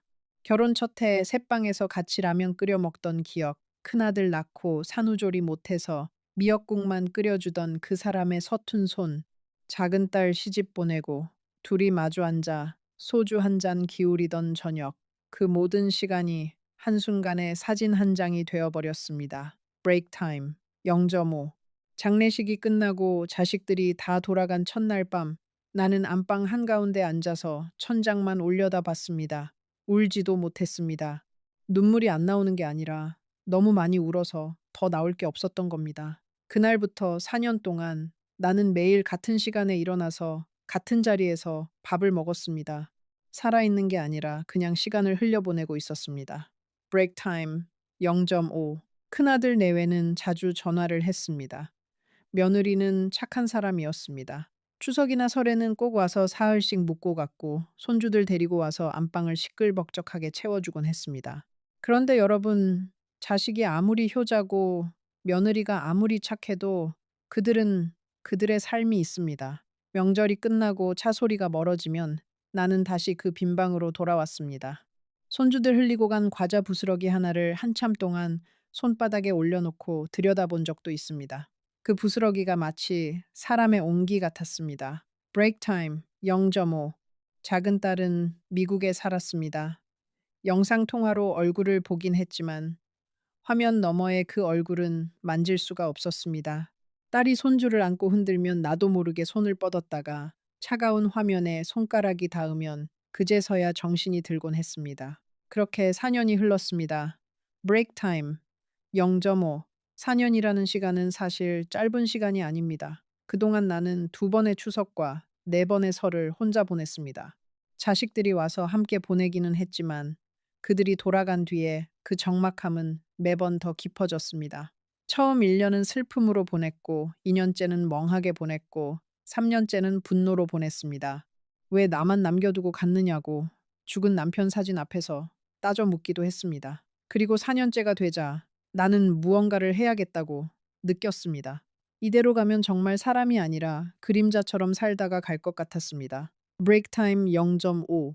복지관에 처음 나간 것도 그 무렵이었습니다. 큰아들이 등록해준 곳이었는데 처음에는 가기 싫어서 한 달 동안 가방만 싸놓고 거실에 앉아 있었습니다. 그런데 어느 비 오는 화요일 아침 갑자기 결심이 섰습니다. 우산을 쓰고 떨리는 발걸음으로 복지관 문을 들어섰을 때 의외로 사람들은 따뜻하게 맞아주었습니다. 비슷한 또래의 여자들이 많았고 다들 자기 사연을 안고 그 자리에 모여 있었습니다. 누구는 자식 잃은 한을 안고, 누구는 남편 보낸 외로움을 안고, 또 누구는 그저 집에 있기 싫어서 매일 그곳으로 출근하듯 나오는 사람도 있었습니다. 브레이크 타임 0.5. 그 해가을 동네 노인복지관에서 나들이를 갔습니다. 단풍 구경을 간 거였는데 그 자리에서 한 남자를 소개받았습니다. 이름은 김 씨, 나보다 2살 위였고 부인을 7년 전에 보냈다고 했습니다. 자식은 아들 하나가 있는데 멀리 살아서 자주 보지는 못한다고 했습니다. 키가 크고 흰머리가 단정했고 말씨가 점잖았습니다. 그리고 무엇보다 웃을 때 눈가에 잔주름이 깊게 잡혔습니다. 죽은 남편이 그렇게 웃었습니다. 나는 그 잔주름을 보는 순간 가슴 한구석이 무너지는 걸 느꼈습니다. 브레이크 타임 0.5. 그날 단풍놀이에서 김 씨는 나에게 직접 말을 걸지는 않았습니다. 다만 점심을 먹을 때 내 옆자리에 앉아서 반찬을 챙겨줬습니다. 깻잎을 한 장씩 떼주고 김치를 잘라서 내 앞에 놓아줬습니다. 작은 행동이었지만 그게 그렇게 따뜻했습니다. 4년 동안 누구도 내 밥상에서 그렇게 해준 사람이 없었습니다. 자식들도 자기들 챙기느라 바빴고 나는 늘 챙겨주는 쪽이었습니다. 그날 김 씨가 내 앞에 깻잎을 떼주는 그 손, 마디가 굵고 손등에 검버섯이 핀 그 손을 보면서 나는 처음으로 다른 사람의 손을 오랫동안 들여다봤습니다. 브레이크 타임 0.5. 집에 돌아와서 그날 밤 나는 잠이 오지 않았습니다. 죽은 남편에게 미안한 마음과 누군가에게 그렇게 마음이 흔들렸다는 부끄러움이 동시에 밀려왔습니다. 안방의 화장대 거울 앞에 앉아서 내 얼굴을 한참 바라봤습니다. 늘어진 눈가, 입가의 주름, 흰 머리. 이런 얼굴로 누군가에게 마음이 흔들리는 것 자체가 우스운 일 같았습니다. 그런데도 그날 밤 김 씨의 그 잔주름이 자꾸만 떠올랐습니다. 브레이크 타임 0.5. 난, 난, 난, 난, 난, 0.5. 난. 그 뒤로 우리는 일주일에 두세 번씩 만났습니다. 처음에는 복지관에서, 그 다음에는 근처 공원에서, 나중에는 시장에서 같이 장을 보기도 했습니다. 그 사람은 말이 많지 않았지만 내 이야기를 잘 들어줬습니다. 죽은 남편 이야기를 해도 싫은 내색을 하지 않았고, 내가 자식들 자랑을 늘어놓아도 같이 웃어줬습니다. 어느 날 함께 길을 걷다가 그 사람이 자연스럽게 내 손을 잡았을 때 나는 40년 만에 처음으로 누군가의 손이 따뜻하다는 걸 새삼 느꼈습니다. 브레이크 타임 0.5. 그 무렵 김 씨는 나를 자기 집에 한번 초대했습니다. 시내에서 조금 떨어진 단독 주택이었는데 마당이 깔끔하게 정리되어 있고 텃밭에는 상추와 깻잎이 가지런히 자라고 있었습니다. 집 안에 들어가니 정말 혼자 사는 남자의 집이라고는 믿기지 않을 만큼 단정했습니다. 부엌도 깨끗했고 거실 한쪽에는 죽은 부인의 사진이 액자에 곱게 놓여 있었습니다. 그 사진을 보면서 나는 마음이 놓였습니다. 이 사람은 적어도 죽은 부인을 함부로 잊지는 않은 사람이구나 라는 생각이 들었습니다. 사실 그 사진 한 장이 나에게는 큰 신뢰의 증거가 되었습니다. 나중에 생각해보면 그 사진이야말로 가장 정교한 장식이었는데도 말입니다. 브레이크 타임 0.5. 그날 김 씨는 나에게 직접 끓인 된장찌개를 대접했습니다. 멸치 육수에 호박을 송송 썰어 넣은 평범한 찌개였는데 그 맛이 의외로 정성스러웠습니다. 식사 도중에 김 씨가 자기 인생 이야기를 조금씩 털어놓았습니다. 평생 작은 사업을 하면서 살았다고 했고, 부인이 떠난 뒤에는 사업도 정리하고 조용히 살고 있다고 했습니다. 아들 이야기는 별로 하지 않았습니다. 다만 한 번, 아들이 자기를 닮지 않아서 걱정이라는 말을 했는데, 그때는 그냥 부모의 흔한 푸념인 줄 알았습니다. 브레이크 타임 0.5. 석 달이 지나고 그 사람이 말했습니다. 같이 살자고 늙은 사람들끼리 무슨 결혼이냐며 그냥 동거나 하자는 사람들도 있지만 자기는 그러기 싫다고 했습니다.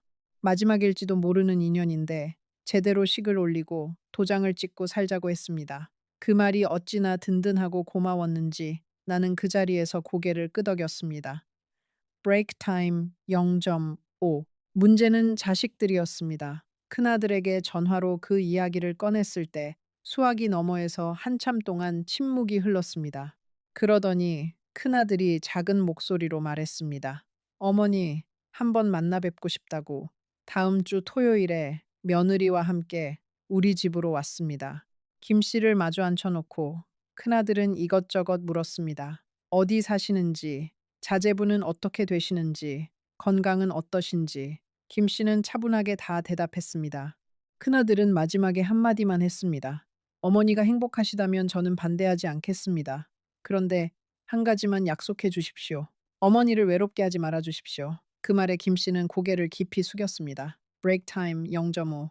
그날 큰아들 내외가 돌아간 뒤 나는 며느리에게 따로 전화를 했습니다. 며느리가 솔직히 어떻게 생각하는지 듣고 싶었습니다.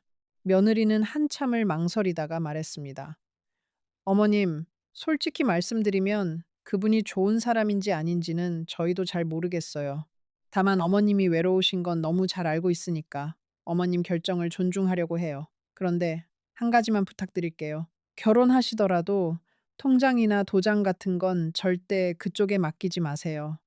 그건 어머님이 끝까지 가지고 계세요. 그 말이 그때는 좀 야박하게 느껴졌는데 지금 생각하면 며느리가 평생 하지 못할 말을 그날 어렵게 꺼낸 거였습니다. 브레이크 타임 0.5. 작은 딸은 화상통화로 이야기를 들었습니다. 처음에는 놀란 표정이더니 결국 눈물을 글썽이며 말했습니다. 엄마, 엄마가 행복하면 그게 저한테도 행복이에요.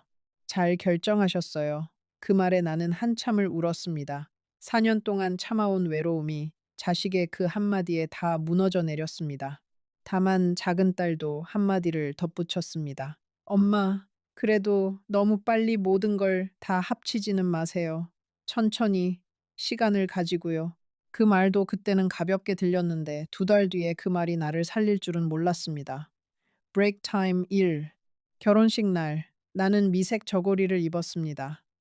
큰아들이 내 팔짱을 끼고 식장에 들어섰고 김 씨는 단정한 양복 차림으로 나를 기다리고 있었습니다. 식이 끝나고 사진을 찍을 때 김 씨의 아들이라는 사람이 한쪽에 서 있었습니다. 그 사람은 나에게 인사를 하긴 했는데 눈을 마주치지 않았습니다. 어머니라고 부르지도 않았습니다. 그냥 안녕하십니까? 라고만 했습니다.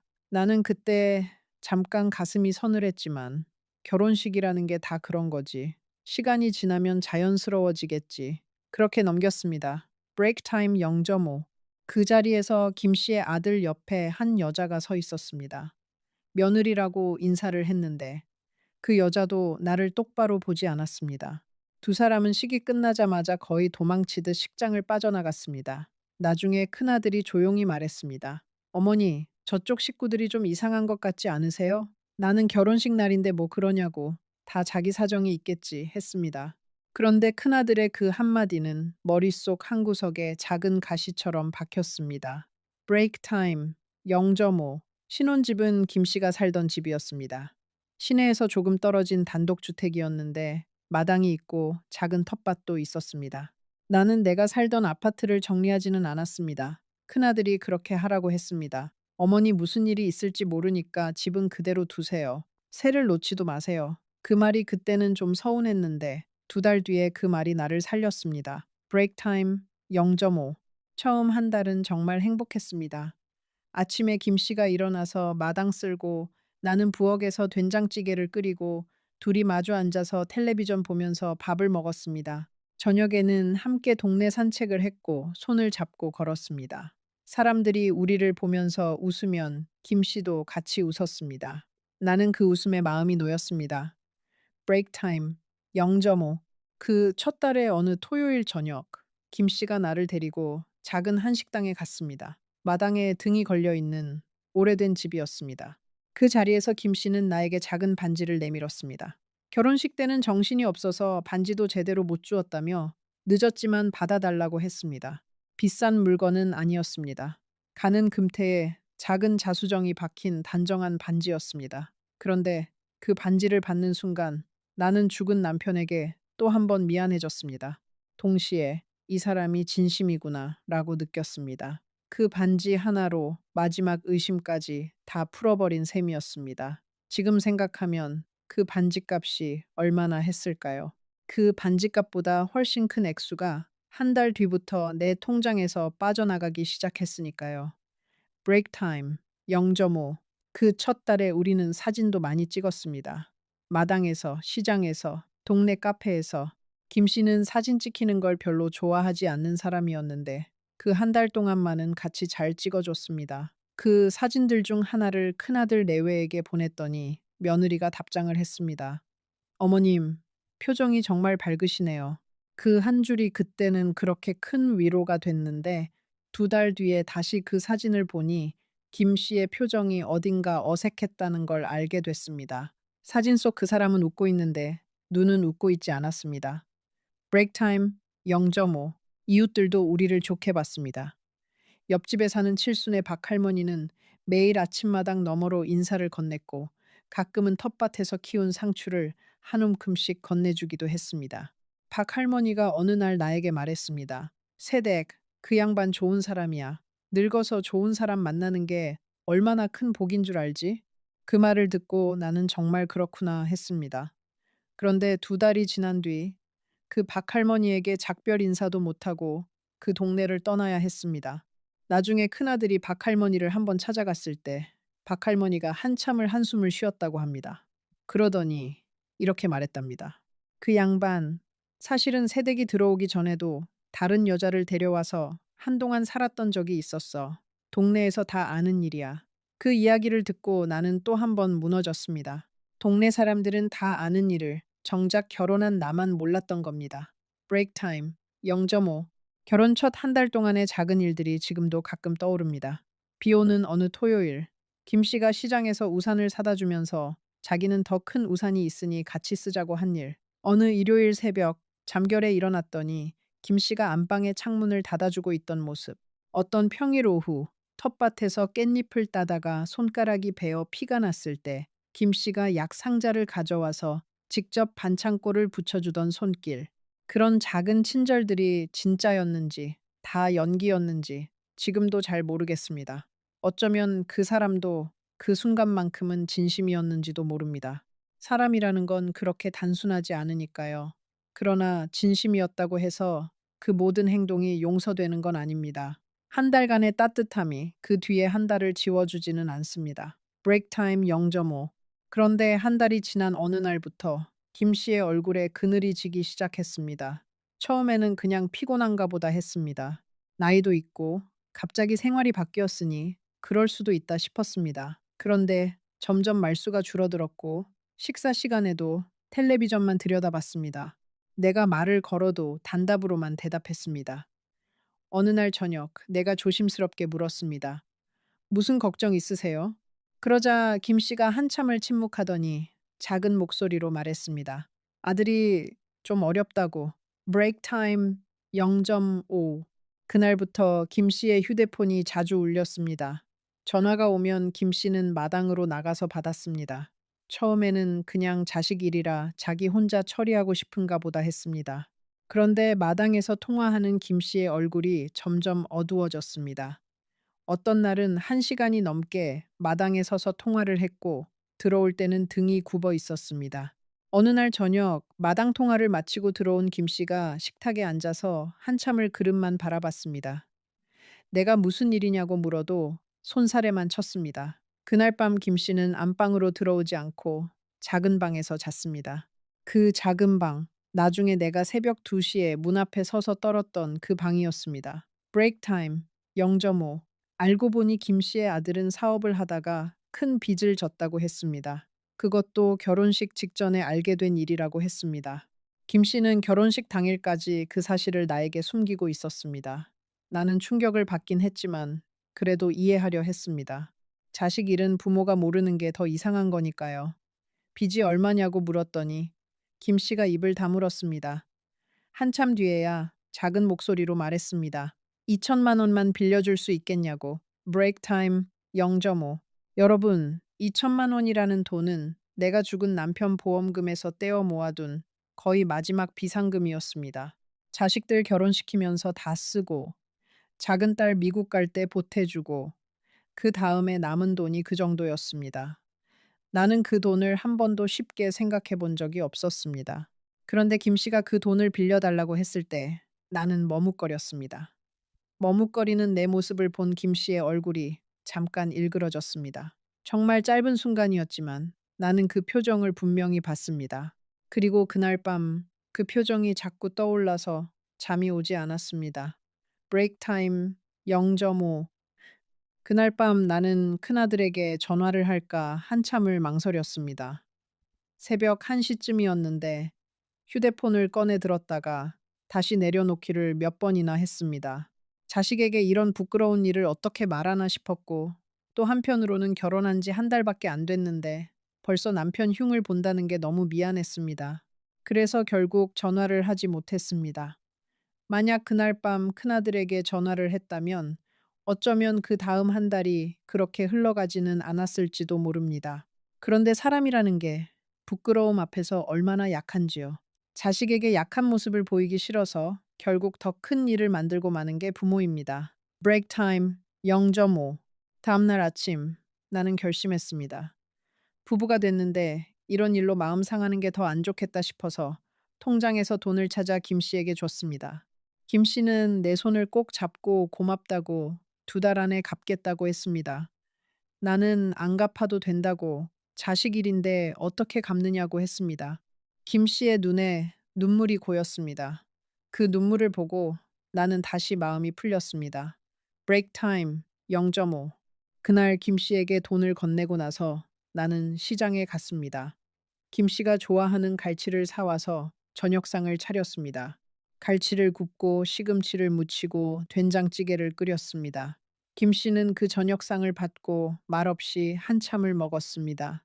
그러더니 갑자기 숟가락을 내려놓고 말했습니다. 미안하오. 정말 미안하오. 그 한마디에 나는 또 마음이 풀렸습니다. 사람이라는 게 그렇습니다. 한 번 풀린 마음은 다음번에 더 쉽게 풀리고 결국 모든 경계가 무너집니다. 그 저녁이 바로 내 마지막 경계가 무너진 순간이었습니다. 브레이크 타임 0.5. 그날 밤 김 씨는 잠자리에 들기 전에 나에게 한 가지 부탁을 했습니다. 통장과 도장을 자기에게 잠깐 맡겨달라고. 자기가 은행 일을 좀 봐야 하는데 같이 가기는 번거로우니 자기가 알아서 처리하겠다고. 나는 그 말에 잠시 숨을 멈췄습니다. 며느리가 그렇게 부탁했던 그 한 가지, 통장과 도장은 절대 맡기지 말라는 그 한 가지가 머릿속을 스쳤습니다. 나는 미소를 지으면서 통장은 내가 직접 들고 가서 처리하겠다고 했습니다. 늙은 사람이 자기 돈은 자기가 관리해야 마음이 편하다고. 김 씨의 얼굴에 또 그 짧은 일그러짐이 스쳐갔습니다. 정말 짧은 순간이었지만 나는 분명히 봤습니다. 그날 밤 김 씨는 안방으로 들어오지 않고 작은 방에서 잤습니다. 그게 며느리의 그 한마디가 나를 한 번 살린 순간이었다는 걸 며칠 뒤에야 알았습니다. 브레이크 타임 0.5. 그런데 일주일 뒤에 김 씨의 아들이 집으로 찾아왔습니다. 처음 결혼식 때 봤던 그 사람이었습니다. 이번에도 나에게는 인사만 짧게 하고 아버지와 함께 안방으로 들어갔습니다. 두 사람이 안방에서 1시간 가까이 무슨 이야기를 했는데 문이 닫혀 있어서 잘 들리지 않았습니다. 다만 한 번씩 큰 소리가 새어나왔고 김 씨의 아들이 고함치는 듯한 소리가 들렸습니다. 나는 부엌에서 저녁상을 차리면서 손이 자꾸 떨렸습니다. 브레이크 타임 0.5. 그 사람이 돌아간 뒤 김 씨는 식사도 거의 하지 않고 안방에 누웠습니다. 내가 무슨 일이냐고 물었지만 대답하지 않았습니다. 그날 밤 나는 김 씨 옆에 누워서 천장만 바라봤습니다. 결혼한 지 한 달 반이 지났는데 나는 이 사람에 대해 아는 게 너무 없다는 사실을 그제야 깨달았습니다. 브레이크 타임 0.5. 그날부터 나는 작은 의심들을 모으기 시작했습니다. 처음에는 의심이라고 부르기도 부끄러워서 그냥 사소한 궁금증이라고 생각했습니다. 김 씨의 휴대폰이 식탁 위에 놓여 있을 때 가끔 화면이 켜졌는데 발신자 이름이 한 번도 본 적 없는 이름이었습니다. 그것도 한두 번이 아니었습니다. 또 어느 날 빨래를 하다가 김 씨의 양복 안주머니에서 영수증 한 장을 발견했습니다. 시내의 어느 호텔 커피숍 영수증이었는데 두 사람이 마신 음료값이었습니다. 그 영수증을 한참 바라보다가 나는 다시 주머니에 넣어두었습니다. 물어볼 용기가 나지 않았습니다. 브레이크 타임 0.5. 그리고 또 한 가지 이상한 일이 있었습니다. 어느 날 마당을 청소하는데 텃밭 한쪽 구석에 작은 비닐봉지가 묻혀 있었습니다. 호기심에 꺼내보니 안에는 누군가 다른 여자의 사진들이 들어 있었습니다. 김 씨가 죽은 부인이라고 했던 그 사진 속의 여자가 아니었습니다. 더 젊은 여자였고 사진에 찍힌 배경도 최근의 어느 식당 같았습니다. 사진 뒤에는 작은 글씨로 날짜가 적혀 있었는데 결혼식 2달 전 날짜였습니다. 그 사진을 보고 나는 한참을 마당에 주저앉아 있었습니다. 그러다가 결국 사진을 다시 비닐봉지에 넣고 원래 자리에 묻었습니다. 못 본 척 하기로 했습니다. 그때의 나는 진실을 마주할 준비가 되어 있지 않았습니다. 브레이크 타임 0.5. 그날 밤 잠자리에 들기 전에 거울 앞에 앉아서 한참을 내 얼굴을 바라봤습니다. 무언가 묻고 싶었지만 누구에게 물어야 할지 몰랐습니다. 김 씨에게 물으면 어떻게 될까요? 거짓말을 할 게 분명했습니다. 자식들에게 물으면 어떻게 될까요? 또 한 번 큰아들과 며느리에게 짐이 될 게 분명했습니다. 그래서 나는 입을 다물기로 했습니다. 그게 가장 어리석은 결정이었다는 걸 그땐 몰랐습니다. 입을 다물면 시간이 알아서 해결해 줄 거라고 믿었습니다. 늙은 사람들은 흔히 그렇게 생각합니다. 시간이 약이라고. 그런데 어떤 일은 시간이 지나면 더 커지는 법이고 외면하는 사이에 더 깊이 파고드는 법입니다. 그 사진들을 본 그 순간이 사실은 내가 그 집에서 나올 첫 번째 기회였습니다. 그러나 나는 그 기회를 놓쳤습니다. 브레이크 타임 0.5. 며칠이 지나고 김 씨가 다시 입을 열었습니다. 이번에는 5천만 원이 필요하다고 했습니다. 아들이 잘못하면 정말 큰일이 난다고 사람들한테 쫓기고 있다고 했습니다. 나는 그 자리에서 고개를 저었습니다. 그런 큰 돈은 내 통장에 없고 있어도 그건 내 자식들에게 남겨줘야 할 돈이라고 했습니다. 그러자 김 씨의 얼굴이 다시 그렇게 일그러졌습니다. 이번에는 짧은 순간이 아니었습니다. 한참을 그 표정으로 나를 바라봤습니다. 그리고 자리에서 일어나서 밖으로 나가버렸습니다. 브레이크 타임 0.5. 그날 밤 김 씨는 새벽이 다 되어서야 들어왔습니다. 술 냄새가 났습니다. 결혼하고 처음 보는 술 취한 모습이었습니다. 나는 자는 척했습니다. 무서웠습니다. 김 씨가 안방으로 들어와서 한참을 서서 나를 내려다봤습니다. 나는 눈을 꼭 감고 숨소리를 죽였습니다. 김 씨가 무슨 말을 중얼거렸는데 잘 들리지 않았습니다. 그러더니 옷을 입은 채로 옆에 누웠습니다. 그날 밤은 그렇게 지나갔습니다. 브레이크 타임 1. 다음날 아침 김 씨는 평소처럼 일어나서 마당을 쓸었습니다. 어젯밤 일은 아무것도 없었던 것처럼 행동했습니다. 나도 아무 말도 하지 않았습니다. 그런데 식탁에 앉았을 때 김 씨가 갑자기 내 손을 잡았습니다. 그리고 말했습니다. 어제는 미안했다고, 자기도 너무 답답해서 그랬다고, 다시는 그러지 않겠다고 나는 고개를 끄덕였습니다. 끄덕이면서도 가슴 깊은 곳에서 무언가가 어긋나는 소리가 들렸습니다. 브레이크 타임 0.5. 그날 오후 김 씨는 어디론가 외출을 했습니다. 어디 가시냐고 묻지 않았습니다. 그냥 다녀오시라고만 했습니다. 김 씨가 나간 뒤 나는 안방에 들어가서 김 씨의 옷장을 열었습니다. 처음으로 한 일이었습니다. 결혼하고 한 번도 그 옷장을 들여다본 적이 없었는데 그날은 무언가에 끌리듯 옷장 문을 열었습니다. 양복이 줄지어 걸려 있었고 그 아래 서랍에는 손수건과 양말이 가지런히 정리되어 있었습니다. 그 서랍의 가장 안쪽에서 나는 작은 봉투 하나를 발견했습니다. 봉투 안에는 통장 사본 한 장이 들어 있었는데 명의는 어떤 여자의 이름으로 되어 있었습니다. 그리고 그 여자에게 매달 일정한 금액이 송금된 기록이 있었습니다. 송금자는 김 씨였습니다. 브레이크 타임 0.5. 나는 그 통장 사본을 한참 들여다봤습니다. 손이 떨렸습니다. 그 여자가 누구인지, 왜 김 씨가 매달 그 여자에게 돈을 보냈는지 알 수가 없었습니다. 가장 최근의 송금 날짜는 결혼식 한 달 전이었습니다. 결혼하고 나서는 송금이 끊긴 건지 아니면 다른 통장으로 보내고 있는 건지 알 수 없었습니다. 나는 그 통장 사본을 다시 봉투에 넣고 원래 자리에 두었습니다.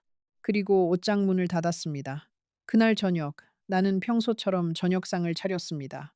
김 씨가 들어왔을 때 나는 아무 일 없었던 듯 인사를 했습니다. 김 씨도 평소처럼 식탁에 앉았습니다. 그러나 그 저녁 식사 동안 나는 김 씨의 얼굴을 한 번도 똑바로 보지 못했습니다. 브레이크 타임 0.5.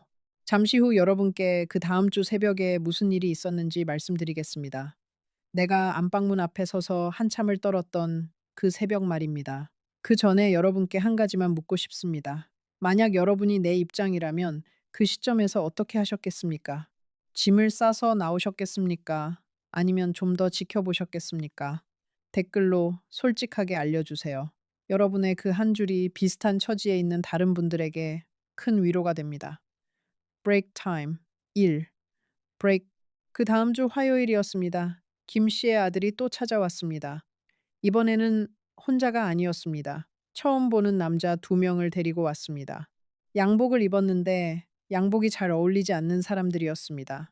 눈빛이 무섭고 말투가 거칠었습니다. 김 씨와 그 사람들이 거실에 앉아서 무슨 이야기를 하는데 나는 부엌에 숨어서 들었습니다. 다 알아듣지는 못했지만 이 집을 담보로 어쩌고 하는 말이 들렸습니다. 브레이크 타임 0.5. 그 사람들은 1시간 넘게 거실에 있었습니다. 그동안 나는 부엌에서 가만히 서서 손을 꼭 쥐고 있었습니다. 어느 순간 거실에서 나오는 한 사람이 부엌 쪽을 슬쩍 쳐다봤습니다. 눈이 마주쳤는데 그 눈빛이 어찌나 차가운지 나는 등에 식은땀이 흘렀습니다. 그 사람이 부엌으로 천천히 걸어와서 내 앞에 서더니 한마디 했습니다. 어머님, 차 한 잔만 내주시겠습니까? 어머님이라고 부르는데 그 호칭이 그렇게 무서울 수가 없었습니다. 나는 떨리는 손으로 보리차 한 잔을 따라줬습니다. 그 사람은 차를 한 모금 마시더니 컵을 식탁에 탕 하고 내려놓고 거실로 돌아갔습니다. 그 컵을 내려놓는 소리가 나에게는 어떤 경고처럼 들렸습니다. 브레이크 타임 0.5. 0.5. 그 사람이 거실로 돌아간 뒤 나는 부엌 한쪽 구석에 앉아서 한참을 일어나지 못했습니다. 다리가 떨려서 일어설 수가 없었습니다. 식탁에 놓인 그 컵을 나는 차마 치우지 못했습니다. 그 컵을 만지는 것조차 두려웠습니다. 거실에서 들려오는 목소리가 점점 커졌고 그러다가 잠깐 잠잠해지더니 또 큰 소리가 났습니다. 김 씨가 무언가를 거절하는 듯한 목소리였고 그 사람들이 그것을 윽박지르는 듯한 목소리였습니다. 그러다가 한 사람이 갑자기 큰 목소리로 말했습니다. 영감님, 그건 영감님이 결정할 일이 아니지요. 영감님, 사모님은 알고 계십니까? 그 말이 부엌까지 똑똑히 들렸습니다. 나는 그 자리에서 숨이 붙는 줄 알았습니다. 브레이크 타임 0.5. 잠시 뒤 김 씨가 부엌으로 들어왔습니다. 얼굴이 새파랗게 질려 있었습니다. 김 씨는 나에게 다가와서 작은 목소리로 말했습니다. 잠깐 안방에 들어가 있어요. 아무것도 듣지 말고. 그 목소리가 평소의 김 씨가 아니었습니다. 무언가 절박하고 무언가 두려워하는 사람의 목소리였습니다. 나는 고개를 끄덕이고 안방으로 들어갔습니다. 안방 문을 닫고 침대 끝에 앉아서 두 손으로 귀를 막았습니다. 그래도 거실의 목소리는 계속 새어들어 왔습니다. 그날 그 1시간이 어떻게 지나갔는지 나는 잘 기억나지 않습니다. 시간이 멈춘 것 같기도 했고 또 어느 순간에는 갑자기 너무 빨리 지나간 것 같기도 했습니다. 그 사람들이 돌아갈 때 한 사람이 일부러 안방 쪽을 향해 큰 소리로 말했습니다. 사모님, 인사 잘 받았습니다. 또 뵙겠습니다. 그 말이 어떤 인사도 아니라는 걸 나는 알고 있었습니다. 브레이크 타임 0.5. 그 사람들이 돌아간 뒤 나는 김 씨에게 정색하고 물었습니다. 이 집을 담보로 잡힐 거냐고. 김 씨는 한참을 망설이다가 말했습니다. 사실 이 집은 자기 명의가 아니라 아들 명의로 되어 있다고. 그래서 자기가 어떻게 할 수 있는 게 아니라고. 나는 그 말을 듣고 한참을 멍하니 앉아 있었습니다. 그러면 우리가 지금 살고 있는 이 집이 사실은 시아들의 집이고 그 집을 그 사람들이 가져갈 수도 있다는 뜻이었습니다. 브레이크 타임 0.5. 2RTN 2RPN PNE. 그날 저녁 나는 큰아들에게 전화를 했습니다. 아무 말도 하지 못하고 그냥 울기만 했습니다. 큰아들이 다그치자 그제서야 자초지종을 다 털어놓았습니다. 큰아들은 화를 내지 않았습니다. 다만 차분한 목소리로 말했습니다. 어머니, 일단 진정하시고요. 내일 아침 일찍 그 집에서 나오세요. 짐은 천천히 빼면 되니까 일단 몸만 빠져나오세요. 어머니가 살던 그 아파트 제가 그동안 청소하고 관리해뒀습니다. 들어가시면 됩니다. 브레이크 타임 0.5. 큰아들의 그 차분한 목소리가 그날 나에게는 정말 큰 힘이었습니다. 자식이라는 게 그런 거구나 싶었습니다. 어머니가 큰일을 당해서 전화를 했을 때 화를 내지도 않고 한심해하지도 않고 그냥 담담하게 다음 단계를 알려주는 사람. 큰아들은 사실 변호사는 아니었습니다. 평범한 회사원이었습니다. 그런데도 그 순간 그렇게 침착할 수 있었던 건 아마도 결혼식 전부터 이런 상황을 어느 정도 예상하고 있었기 때문이었을 겁니다. 어머니가 외로움 때문에 흔들리는 모습을 보면서 큰아들은 자기 나름대로 마음의 준비를 하고 있었던 겁니다. 브레이크 타임 0.5. 나는 그 전화를 끊고 한참을 울었습니다. 큰아들이 왜 그때 내 아파트를 정리하지 못하게 했는지 그제서야 알았습니다. 자식이라는 게 그런 겁니다. 부모가 행복하다고 들떠 있을 때 자식은 그 행복 너머의 그늘까지 봅니다. 큰아들은 처음 김 씨를 만났을 때부터 무언가 믿업지 못한 것을 느꼈던 겁니다.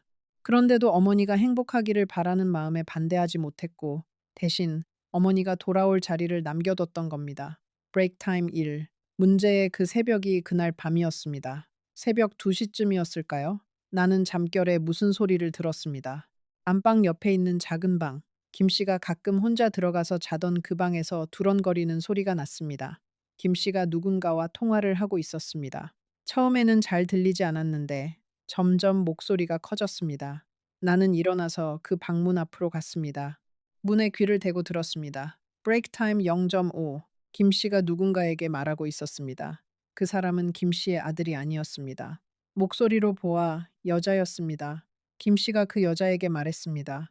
조금만 더 참자고 보름만 더 있으면 그 할망구 통장에 있는 돈을 다 빼낼 수 있다고.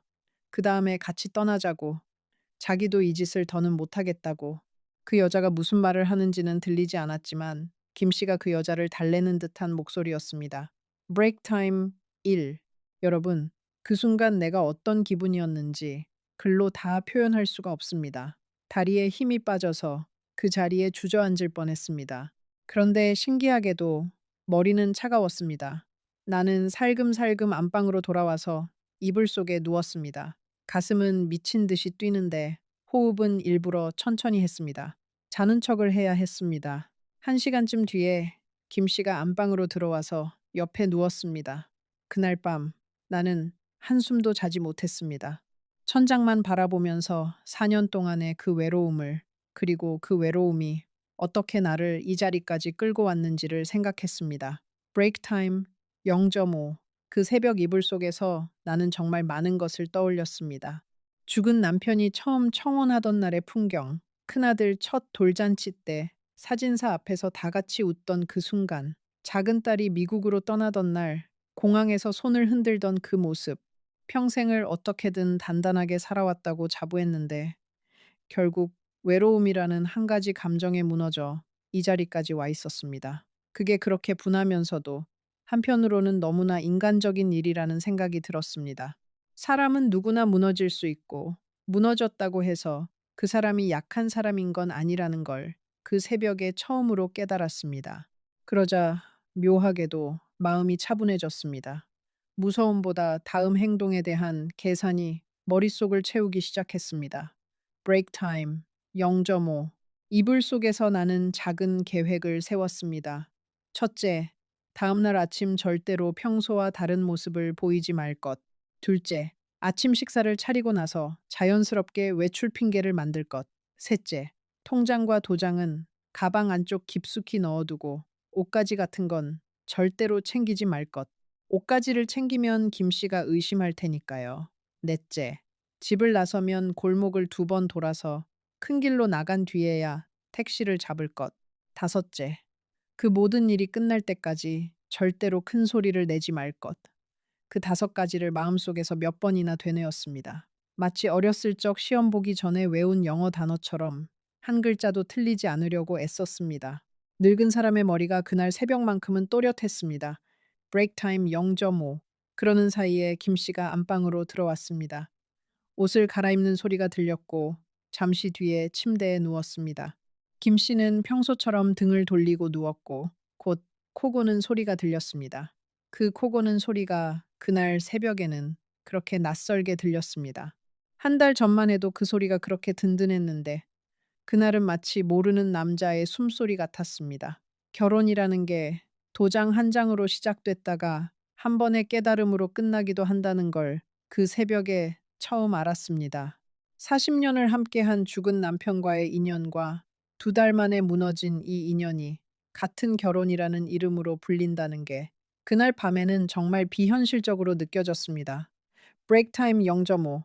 날이 밝자마자 나는 평소처럼 일어나서 아침을 차렸습니다. 김 씨의 표정을 보지 않으려 애썼습니다. 식탁에서 김 씨가 평소처럼 신문을 펼치고 있을 때 나는 부엌에서 손이 떨려서 컵을 떨어뜨릴 뻔했습니다. 김 씨가 깜짝 놀라서 돌아봤고 나는 어색하게 웃으면서 괜찮다고 했습니다. 그 순간 김 씨가 나를 보던 그 눈빛에서 나는 분명히 봤습니다. 의심. 네, 네, 네, 네, 네, 네. 김 씨는 내가 무언가 알았다고 의심하기 시작한 겁니다. 브레이크 타임 0.5. 아침을 먹고 나서 나는 김 씨에게 잠깐 친구를 만나러 시내에 다녀오겠다고 했습니다. 김 씨는 아무 말도 하지 않고 고개만 끄덕였습니다. 나는 평소대로 옷을 챙겨 입고 작은 손가방 하나만 들고 집을 나섰습니다. 통장과 도장, 그리고 신분증, 그것만 가방에 넣었습니다. 옷까지 하나도 가져가지 못했습니다. 마당을 나와서 골목을 돌아갈 때까지 나는 평소 걸음을 유지했습니다. 모퉁이를 돌고 나서야 택시를 잡았습니다. 택시에 타자마자 큰아들에게 전화를 했습니다. 그제서야 눈물이 쏟아졌습니다. 브레이크 타임 1. 택시 안에서 운전기사가 백미러로 나를 한번 쳐다봤습니다. 환갑 넘은 노인이 아침부터 택시에서 울고 있는 모습이 안쓰러웠는지 운전기사가 작은 목소리로 말했습니다. 어머님, 휴지가 필요하시면 조수석에 있어요. 그 한마디에 나는 또 울었습니다. 사람이라는 게 가장 절망적인 순간에 받는 가장 작은 친절이 그렇게 큰 위로가 됩니다. 운전기사는 더 이상 아무것도 묻지 않았고 큰아들 집까지 조용히 운전을 했습니다. 도착해서 요금을 내려는데 운전기사가 손을 저었습니다. 어머님, 오늘은 그냥 가세요. 무슨 일이신지는 모르지만 잘 풀리시기를 바랍니다. 그 마음이 어찌나 고마운지 나는 그 자리에서 한참을 운전기사의 손을 잡고 있었습니다. 그 작은 따뜻함이 그날 하루를 견디게 해줬습니다. 브레이크 타임 0.5. 큰아들의 집에 도착했을 때 며느리가 마당까지 뛰어나왔습니다. 며느리가 내 손을 잡고 울었습니다. 어머니, 어머니, 그 한마디만 반복했습니다.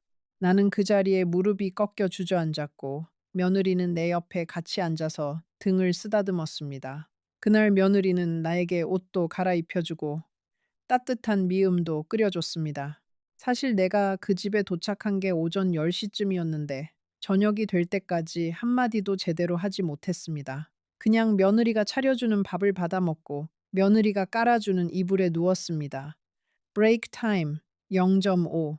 저녁이 되자 큰아들이 퇴근해서 들어왔습니다. 나는 그제서야 정신이 좀 들었습니다. 큰아들과 며느리, 그리고 나 셋이 거실에 앉아서 이야기를 했습니다. 큰아들은 일단 며칠 여기 계시면서 진정하시라고 했습니다. 그리고 김 씨와 그쪽 식구들과의 일은 자기가 변호사를 통해서 정리하겠다고 했습니다. 통장은 어떻게 됐냐고 물었더니 나는 가방에서 통장을 꺼내 보여줬습니다.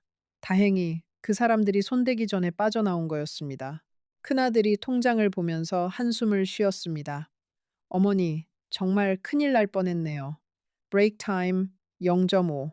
그날 밤 나는 며느리가 깔아준 이불에 누워서 한참을 울었습니다.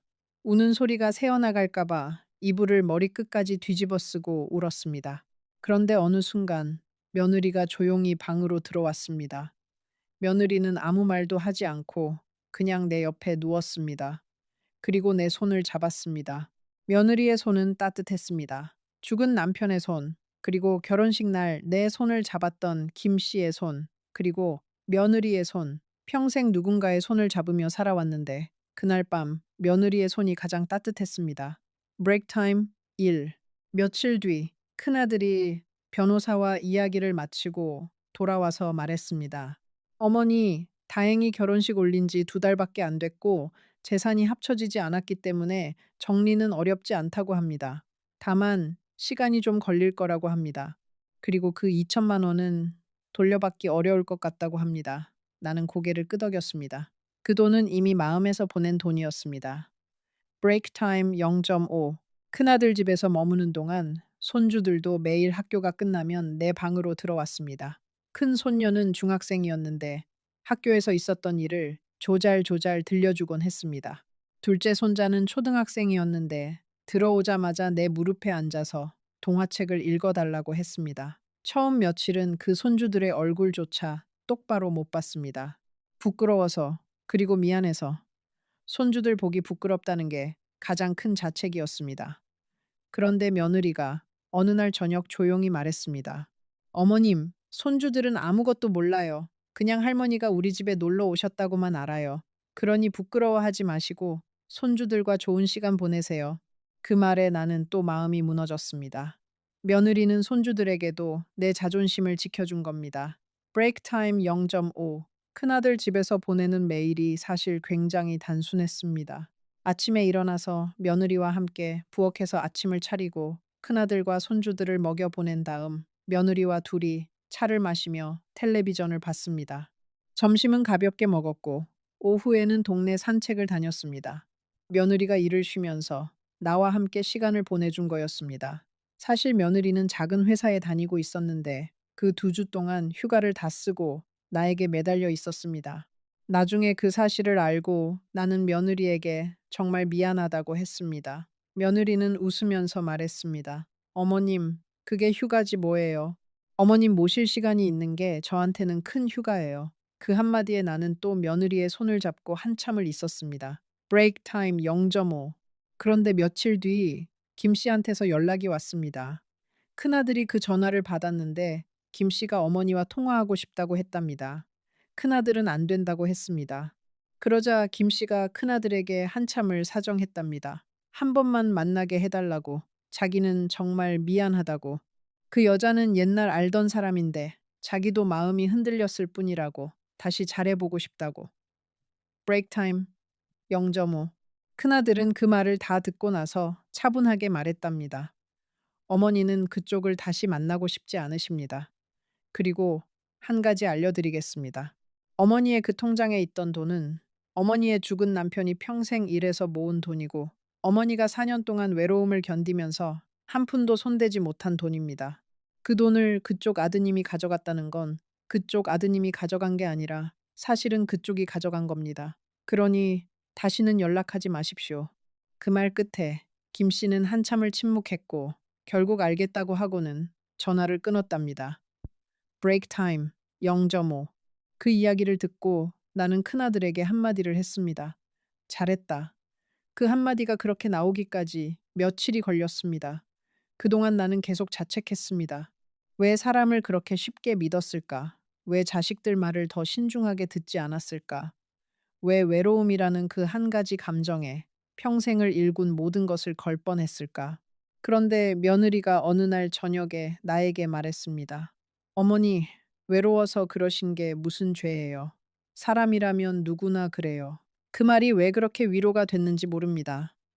브레이크 타임 1. 그렇게 한 달이 지났습니다. 나는 큰아들 집에서 보름을 머물고 다시 내 아파트로 돌아왔습니다. 4년 동안 살았던 그 집, 사실 2달 비었을 뿐이었는데 들어서는 순간 마치 처음 들어가는 집 같았습니다. 큰아들과 며느리가 청소를 깨끗이 해놓았고 새 이불도 꺼내놓았고 냉장고에는 반찬도 가득 채워져 있었습니다. 식탁 위에 며느리가 써놓은 쪽지가 있었습니다. 어머니, 첫날 밤만 견디시면 됩니다. 두 번째 밤부터는 괜찮아져요. 사랑해요, 어머니. 브레이크 타임 0.5. 사랑해요. 그 쪽지를 들고 나는 또 울었습니다. 그런데 그 울음은 4년 전 남편을 보낼 때의 울음과는 달랐습니다. 그때는 아무것도 남지 않은 사람의 울음이었다면 지금은 적어도 누군가 나를 기다려주고 있다는 걸 아는 사람의 울음이었습니다. 그 차이가 얼마나 큰지 겪어본 사람만 압니다. 브레이크 타임 0.5. 집에 돌아온 첫날 밤, 나는 며느리가 적어준 그 쪽지를 베개 옆에 놓고 잤습니다. 정말로 그 첫날 밤이 가장 힘들었습니다. 2달 동안 익숙해진 김 씨의 코고는 소리가 들리지 않으니 오히려 더 적막했습니다. 그런데 며느리 말처럼 두 번째 밤부터는 조금씩 괜찮아졌습니다. 사람은 적응하는 동물이라는 말이 맞습니다. 좋은 것이든 나쁜 것이든 시간이 지나면 익숙해집니다. 그리고 익숙해진다는 건 어느 정도 받아들였다는 뜻이기도 합니다. 나는 그렇게 한 주, 2주, 한 달을 보내면서 천천히 다시 내 자리를 찾아갔습니다. 브레이크 타임 0.5. 그 뒤로 시간이 좀 더 흘렀습니다. 김 씨와의 정리는 큰아들이 변호사와 함께 다 마쳤습니다. 결혼은 무효 처리됐고 나는 다시 호적상으로도 혼자가 되었습니다. 한 가지 다행이라면 그 사람들이 내 통장에 손대기 전에 빠져나온 덕에 내가 자식들에게 남겨줄 마지막 돈은 지킬 수 있었다는 겁니다. 2천만 원은 잃었지만 그건 정말 큰 액수가 아니라고 큰아들이 말했습니다. 어머니, 큰돈 잃은 셈 치고 좋은 공부하셨다고 생각하세요. 저는 어머니가 무사히 돌아오신 것만으로도 감사합니다. 브레이크 타임 0.5. 키티. 며느리는 그 뒤로 일주일에 두세 번씩 우리 집에 왔습니다. 손주들도 데리고 왔고 가끔은 혼자 와서 같이 저녁만 먹고 가기도 했습니다. 며느리는 한 번도 김씨 이야기를 꺼내지 않았습니다. 묻지도 않았고 비난하지도 않았습니다. 다만 어느 날 저녁 나와 둘이 식탁에 앉아서 차를 마시고 있을 때 며느리가 작은 목소리로 말했습니다. 어머니, 그래도 그 두 달 동안 행복한 순간들도 있으셨죠? 그건 진짜였잖아요. 그것까지 다 부정하실 필요는 없어요. 그 말을 듣고 나는 한참을 생각했습니다. 그리고 고개를 끄덕였습니다. 브레이크 타임 0.5. 며느리 말이 맞았습니다. 결혼 첫 달, 마당에서 손을 잡고 산책하던 그 저녁들, 동네 사람들이 우리를 보고 부럽다고 하던 그 표정들, 김 씨가 잔주름을 깊게 잡고 웃던 그 얼굴, 그 모든 것이 거짓이었다고 해도 내가 느낀 그 잠깐의 따뜻함은 진짜였습니다. 그걸 부정하는 건 4년 동안 외로움을 견뎌낸 나 자신을 부정하는 일이기도 했습니다. 그래서 나는 그 두 달의 기억을 통째로 미워하지 않기로 했습니다. 그건 내 인생의 한 부분이었고 비싼 값을 치르고 배운 시간이었습니다. 브레이크 타임 1. 이 이야기를 시작하면서 나는 여러분께 부끄러운 이야기라고 했습니다. 지금도 부끄럽습니다. 65이나 먹은 사람이 외로움 하나 못 이겨서 사기를 당한 셈이니까요. 그런데 한편으로는 부끄럽지 않습니다. 사람이 사람을 그리워하는 게 죄가 아니고 따뜻한 손을 다시 한번 잡고 싶었던 게 잘못이 아니라는 걸 이제는 압니다. 브레이크 타임 0.5. 다만 한 가지 여러분께 꼭 드리고 싶은 말씀이 있습니다. 외로움이라는 감정은 사람을 가장 약하게 만드는 감정입니다. 그리고 그 약한 사람을 노리는 사람들이 세상에는 생각보다 많습니다. 특히 우리 같은 노인들이 그렇습니다. 자식들에게 짐이 되기 싫어서 외롭다는 말을 입 밖에 내지 못하고 속으로만 사귀다가 어느 날 누군가가 따뜻한 말 한마디만 건네도 그 사람에게 모든 것을 걸어버립니다. 나도 그랬습니다. 브레이크 타임 0.5. 그러니 부탁드립니다. 외롭다는 말 자식들에게 해도 됩니다. 그게 자식들에게 짐이 아닙니다. 짐이 되는 건 외로움을 혼자 사귀다가 엉뚱한 사람에게 마음을 걸어서 결국 자식들이 뒷수습을 하게 만드는 일입니다. 우리 큰아들이 그 일을 정리하면서 한 달 동안 잠을 제대로 못 잤다는 걸 나는 며느리에게서 나중에 들었습니다. 그 이야기를 들으면서 나는 또 한 번 울었습니다. 브레이크 타임 0.5. 그리고 또 한 가지. 새로운 인연을 만나는 게 잘못은 아닙니다. 다만 그 인연의 모든 것을 한 번에 걸지는 마십시오. 시간을 두고 그 사람의 가족을 보고 그 사람의 친구를 보고 그 사람의 과거를 보십시오.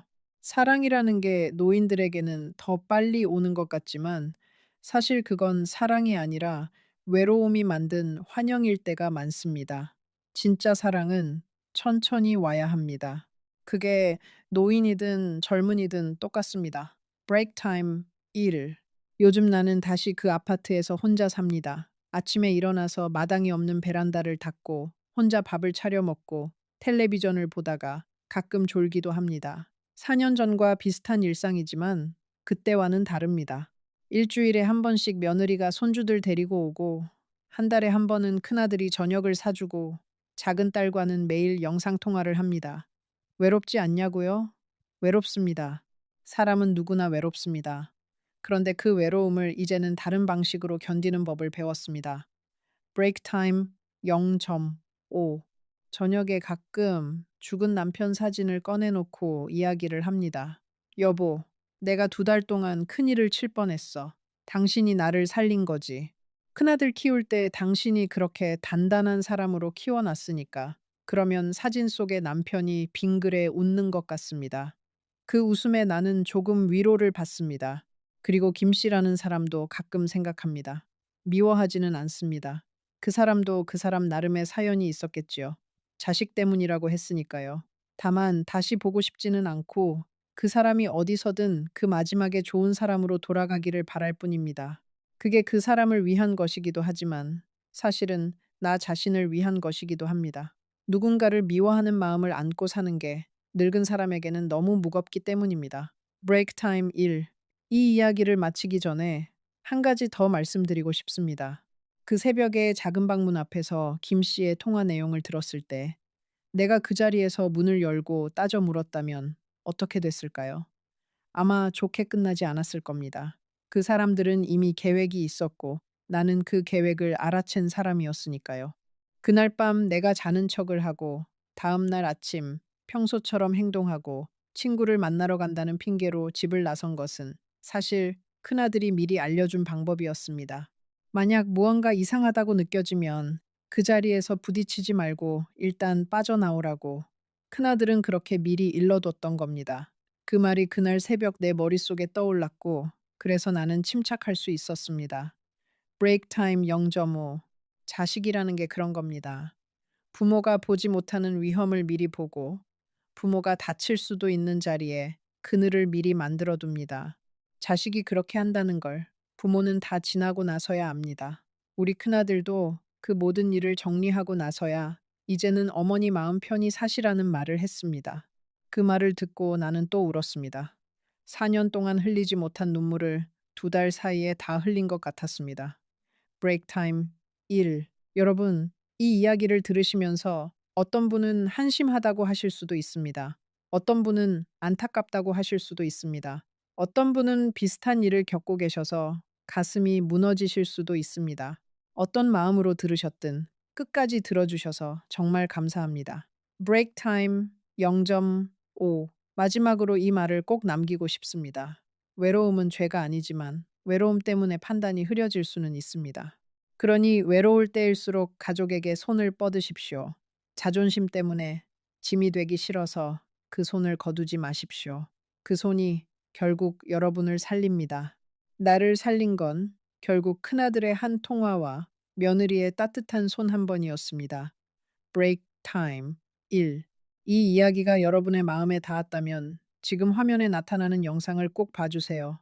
그곳에는 이 이야기보다 훨씬 더 감동적인 이야기가 있습니다. 그냥 지나치면 분명 후회하게 될 거라고 장담합니다. 지금 바로 화면에 나타나는 그 영상을 클릭하세요.